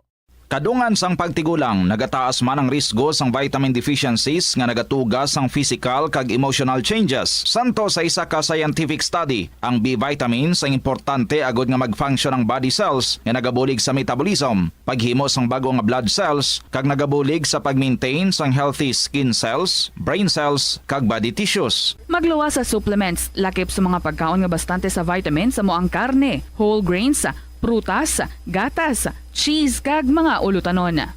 Si Captain Jose Cabalfin Calugas ang pinakauna nga Filipino nga nahatagan sang pinakamataas nga pagkilala sang United States Army nga amo ang Congressional Medal of Honor. Natawo si Calugas adtong 1907 sa Leon, Iloilo kag nangin katapo sang Philippine Scouts adtong 1930. Sang naglupok ang World War II, nagserbe si Calugas bilang Master Sergeant sa 88th Field Artillery. Sa inaway sa Bataan Peninsula batok sa mga Hapon sang January 1942, nagpakita si Calugas ang tumalagsahon nga kaisog kag pagkabaganihan sa patagawayan nga nakakuha naman sang pagdayaw sang US Army rason nga ginpasidunggan siya sang Medal of Honor. Gabulig sa paglikaw sa nanuhay tuay nga balatian ang simple nga pagkaon sang citrus fruits kaangay sang pomelo nga puno sang powerful immune boosting antioxidant.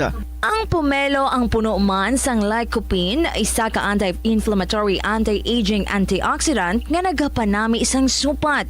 Ang duga naman sang panit kag dahon sang pomelo ang natukiban nga makapatay sang cancer cells kag nagapalikaw sa paglapta sini sandig sa test tube studies. Help is available. Pinaagi sa pag-istorya, paghatag sang suporta, kag direkta nga bulig sa nagakinahanglan, mahimo mo gid nga mapunggan ang suicide kag makasalbar sang kabuhi. Santo sa World Health Organization, ang suicide ang fourth leading cause of death sa mga kabataan nagaedad 15 to 19 anyos. Kung ikaw o kung may kilala nga nagasuprer sa depresyon, mahimo nga mag-contact sa National Center for Mental Health Crisis Hotline sa numero 0966-351-4512. Likawan ang mga disgrasya nga dulot sang kuryente. Tabunan o konselyuhan ang mga wala nagamit nga electrical outlets. Ihaboy o kung ipa-repair ang mga electrical items nga may samad nga cords. Hukson sa saksakan ng mga electrical appliances antes ini i-repair. Hindi paghuslo na mga plug halin sa outlet nga ginabutong ang cord kay basi mabugto ini.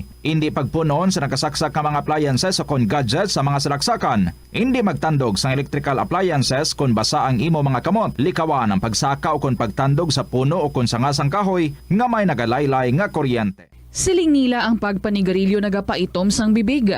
Pero hambal mo naman, wala mo na ako nagapanigarilyo pero nga ay itom gihapon ang lips ko how? Yari ang sabat sa eksperto. Suno kay Dr. Jean Marquez, isa ka dermatologist, ang dark lips mahimo nga tugas ang maisog nga habon nga ginagamit sa guya. Nagpanugyan ang doktor nga magamit sang mild soap kag lip balm nga may moisturizer kag sunscreen. Agod protektahan ang bibig kag malikawan ang discoloration. Yari ang mga importante kag praktikal nga mga pamaagi agud makakinot sang tubig. Sa kusina, magamit sang yahong ukon labador sa paghugas sang mga ulutanon ukon prutas. Magdesignar sang baso ukon water bottle agud gamiton sa bilog nga adlaw agud indi magsigi panghugas sini kada matapos ang pag-inom. Kung aksidente nga may nahulog nga ice o kon yelo, hindi ini pag-ihaboy. Sa baylo, ibutang ini sa mga masitera sang tanom. Kung may bilin man nga yelo o kung tubig sa baso nga ginimnan, tipunon ana ini sa balde, agud ibunyag sa mga tanom antes hugasan. Ang Ilonggo nga si Eugenio Eugene Torre amo ang unang nga Filipino nga Moving on with our next story diri sa kahapon lamang program. Here's the episode Change for the Better from Inwi, sang probinsya, sang Iloilo. Dearest Tita Regine.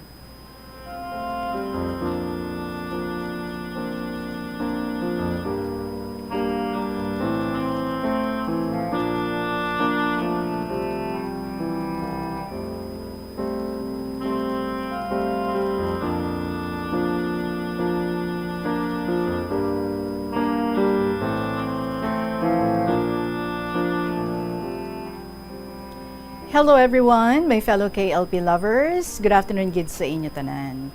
I believe the third week of January from 19 to 25th is still an appropriate week for a good start to change for the better. It's not yet too late, I think, when in fact the Chinese celebration of New Year falls sometime in late January to mid-February. This year, January 29. Anyway, to continue. They're purchasing something new. Everything para sa daily needs, pagbayad sa mga bills, mga kautangan, pagpang-repair, cleaning the home. Besides, we need to prepare cleaning ourselves by asking God for the forgiveness of our sins and promising not to commit them once again. Tungod tao lang kita, hindi naton maivitar ang sala, aton gid i-try, nga kung mahimo pa lang, likawan ang pagpakasala, considering it a very good start for the new year. Hindi lang sa material nga butang, kundi ilakip ginaton ang spiritual side of our life. It's a tradition we adopted from our forefathers, kag currently ginapractice naton ini. Well, amo dia ang ako na huna-hunaan. We need to forget our mistakes in the past year and renew our life for the new year. Simple kag powerful truth that God has reconciled us to Himself through Christ our Lord and no longer counts our sins against us. Apang sa madamo ang maybe hindi willing to forget their past kay tinagabalik-balik gihapon sa aton kaisipan. Apang sa aton kasing-kasing, sa aton mga mata, kag sa mata sang aton mahal nga Diyos, we're no longer condemned. As Paul points out, if God is for us, who can be against us? Let's enjoy the very new start God has given us in Jesus' mighty name. Corinthians chapter 2, verses 5 to 17 says, If anyone is in Christ, the new creation has come. The old has gone, the new is here. So, kalimtan natin ang kahapon, do well today, and be ready to face the challenge of tomorrow. Though, tomorrow may not come. Sa akong ipagpadayon, Tita Regine, pag 40th birthday ni PO3 Francisco sa PNP, nag-decide siya ma-resign and start a new life in business. Kay permi siya over fatigue, stressed, pressured, kagiban pa sa iya serbisyo sa pagkapulis. Unlike sa sarili na nga negosyo, siya ang boss, siya ang magabuot sang tanan. His time and personal management, his recording and labor services, his expenditures and his cash flow, and others. Samtang si Consuelo nga hinablos ko, nag-leave for 1 year as medical technologist in the hospital to look for a better job abroad in order to sustain the needs ng iya kabataan para sa ilang pag-eskwela sa kolehiyo. Hoping nga maka-earn siya higher salary, especially sa mga medical workers nga ti in demand subong dito sa abroad. Daya tana si Salvacion nga amiga ko.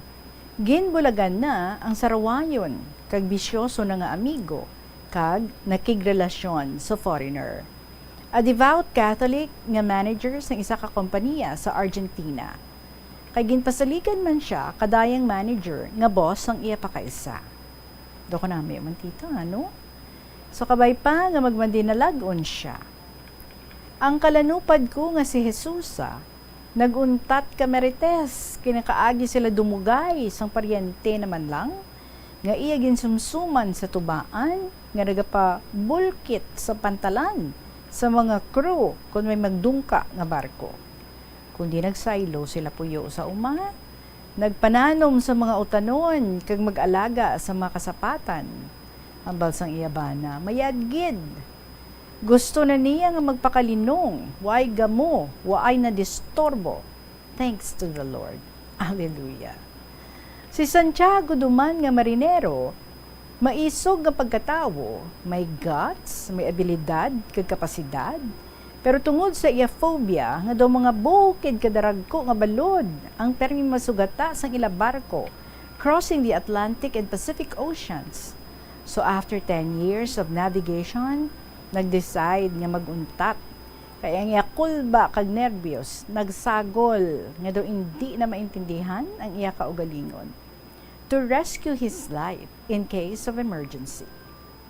Anhon naman ang kuno ang kwarta, kung dyan madura ang kinabuhi na. So, ang natipo na nga kwarta, kay hindi man bisyoso, iya ginbakal sang 10 hectares nga fish pond. Ginbaligya ka na sang iya amigo, kay ti mapa New Zealand sila, kag nagsugod siya sang bag-o nga parangitan-an para masuportahan pag-eskwela sang 500 kakabataan sa kolehiyo nga nagakuha sa mga kurso sa medicine, nursing, pharmacy, law, and engineering. Mga maaram, butanan kag matutom nga kabataan. Gani gusto gid ni Franz kag nanay nila nga retired teacher na nga makatapos gid sila tanan sa kolehiyo. Kagabay pa sa kaluoy ni Jesus nga aton makagagahom, matuman ang anda ginahandom. Abi mo Tita Regine, ang magtiayon nga si Paulo kag Paula, waay gid kalinungan ang pagpuyo nanda sa isa ka bubong. Do kuring kag iro, kun ara na sa balay sa kagabihon. Hubog si Paulo, kag hubog man si Paula halin sa trabaho. Pero mi mainit ang ulo ni Paulo, kagamay lang ang tingki, iya ginadukol si Paula sa ulo. Kapin pa kung waay naluto nga sudan sa panyapon. Tungod kay hubog man si Paula, perteng to kapanay nanda nagalinagapok lang ang sulod kabalay. Ang lalaki nga subang, 13 years old pa lang, hindi pa makasweto sang puwersa ni tatay na. Ahay, nagabalang-balang ang bata kung iwahig na kag salidahon. Samtang si Paula, nga nanay, nagabirada man kakamutot, iya gina-corner si Paulo sa pusod sang balay, kag surok-surokon. Kag ang mga manghod nga magagmay pa, nagahiribi. Ay, do bulangan ang andabalay. Gigamuhan, gisabadan, gigahudan, ang mga kasilingan, kag ilagin sumbong sa barangay kapitan. Tuya ginhusay sanda ni Kap, nagapromesa nga hindi ron magliwat, pero liwat lang gihapon. Kay way man sanda, nagauntat ka inom. Makailang beses na sila ginwarningan, ngang anda balay ipaligaw sa lugar rapit sa bukid nga way kasilingan. Kundi sa sobra nga kaugot ni Paula, nag-file siya sang legal separation para masolbar ang problema. Way magperma si Paulo kay hindi ta na gusto nga magbulag. Ang ginimo ni Paula, likom sa ihibalo ni Paulo, naglayas, dara ang 4 ka kabataan, nagpauli sa ila lugar sa Kabangkalan, Negros Occidental, then started a new life once again. Pero, way mabulani, nag-apas si Paulo sa ila, kag nagsumpa nga magreforma na. Nagluhod siya sa atubangan sang iya pamilya, kag ugangan, nga hindi rugidta na mag-inom pa. Daw sa mayad, kung matuman, hambal ni Paula, kag sang ugangan.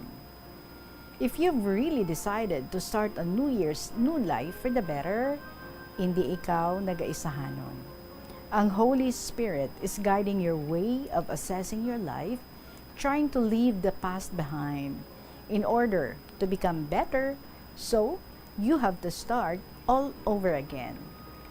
Faith in Jesus speaks powerfully to this longing, offering a vision of what our best selves can be. From Colossians chapter 3, verses 13 to 14. And calling us to leave our past selves behind. It offers this change not by decision and vows alone, but by divine power and mercy. Kung nagatuo kita kay Jesus, we become new people, and God's Spirit works in us to make us whole. Receiving salvation in Jesus is the ultimate fresh start, kag hindi kinahanglan nga hulaton pa ang espesyal nga petsa. Ang aton bag-o nga kinabuhi, pwede, kag pwede gid nga sugura na subong dayon. Tita Regine, may I park my pen somewhere here? Thank you once again for reading my letter. Long live KLP lovers, especially to you, Tita, and your family. May the angels' message of peace on earth and goodwill to men will reign in our hearts forever. Ay, belated happy birthday gali kay Nanay Del sang Zaraga, kag sa imo Tita Regine. Last month pa to, last year. Anyway, thank you so much, Gid. I wish you two the best of everything. Salamat, especially your good health and long life. May God bless you, miss you, and love you. Lovingly yours, Inbi, sang Iloilo Province.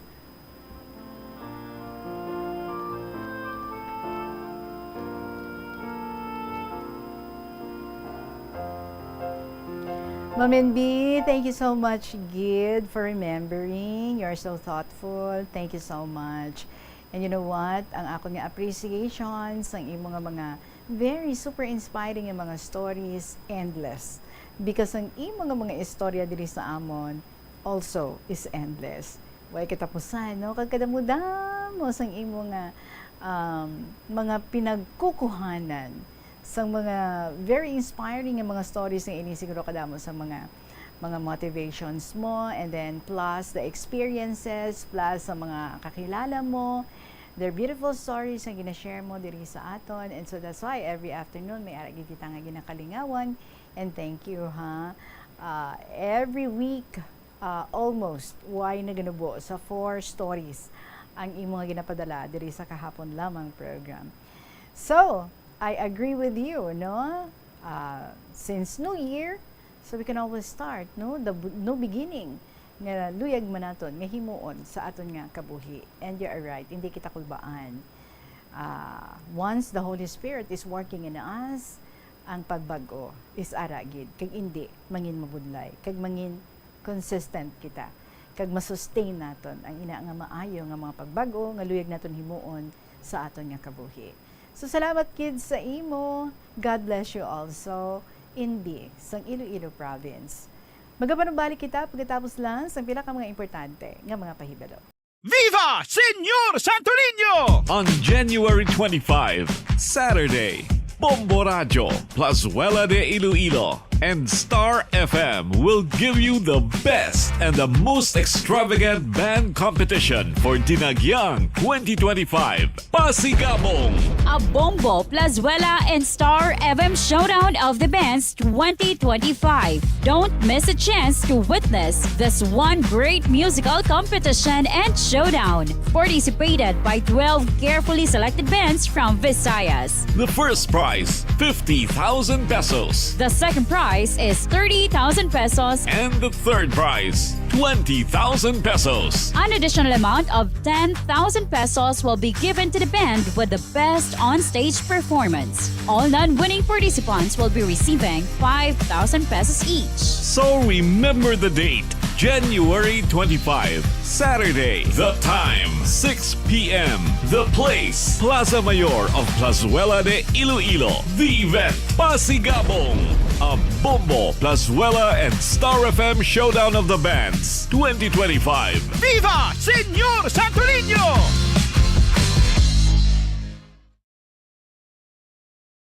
Paano ba lamang kalikaw sa aksidente sa dalan? Yari mga tips nga dapat tandaan sa tion nga nagamaneho. Una, likawan ang masaming nga pagsaylos ang linya. Ang swerving o kung pagsaylos ang lane sa isa ka delikado nga maneuver nga masabi ginatunaan sang bunggo anay. Kung himuon ini, siguraduhon nga may bastante ang oras kag espaso. Ikaduha, i-check ang blind spots. I-check ang mirrors kung clear ang alagyan. Magbalikid o kung maglantaw sa nagaagi sa ibang nga anggulo, agod makasigurado nga maathag ang alagyan. Ang responsable nga driver ang masaming nga handa sa anuman nga aksidente. Kabahinas ang pagkaresponsable ang pagkuha sa nga insurance, agod masigurado nga may peace of mind sa dalan. Ini nga pahanumdom ang ginadulong sa imo sang the number one and most trusted radio network in the country, Bombo Radio Philippines. Basta Radio! Bombo! Tanan kita mayara sang mabulig agud pakibatuan ang climate change. Mga kabombo, sa Saturday, ready na, no? Si OFW Moms ang Pavia. I was about to say nga, kung puro lang kita handom, kung puro lang kita plano, and we don't put it into action, ang aton nga mga desires, nga mag-share man sa mga istorya diri sa kahapon lamang program, maging contributor man sa aton nga mga inagihan sa kabuhi. As in, wala gid, no? Not unless nga ti, desisyonan nyo gid, kag inabala nga, put it into action. Kung ano ang ara sa inyo isip, kung ano ang inyong aluyag nga himuon, isulat, pungkuit, pangitai isang tiyempo, and write your stories. Para nga matigayon, gid, no? Hindi nga sila nga hasalan sa plano, hasalan sa pag-dream, hindi because why gid na, kung hindi naton pag hungdon gid, no? Nga himuon gid, ang aton nga istorya. Gani, I encourage you, share your stories, dali sa kahapon lamang program, hindi lang ka mo maka-benefit, kundi madamo gid sa aton nga mga tagpalamati. Makakuha mga leksyon kag mga inspirasyon sa inyong kabuhi kag ang iba, no, siguro makarelate gid. And who knows, basi kamo ang makahatag sang kasanagan sa ila man nga pagpangatubang sa mga challenges nga ilaga na pangatubang sa ilang pagpangabuhi. So write your stories, send sa kahapon lamang program. May 1,000 pesos nga cash nga nagahulat sa aton nga weekly winner. So, i-email nyo lang sa bombo_iloilo@bomboradio.info or isulat sa gihapon and ipadala sa kahapon lamang program DYFM, Bombo Radio Iloilo, Sky City Tower, Mata Street, Iloilo City. Magasunod na ang mga exciting mga dramas kada hapon diri sa Bombo Radio Iloilo, Tuyang, Ermitanya, right after sa KLP, and magasunod sa Tuyang ang Provincial Jail, then ang Dear Diary. So enjoy ang mga dramas, enjoy the rest of your afternoon connecting with us diri sa Bombo Radio Iloilo. Madaming salamat sa inyo. See you again next time.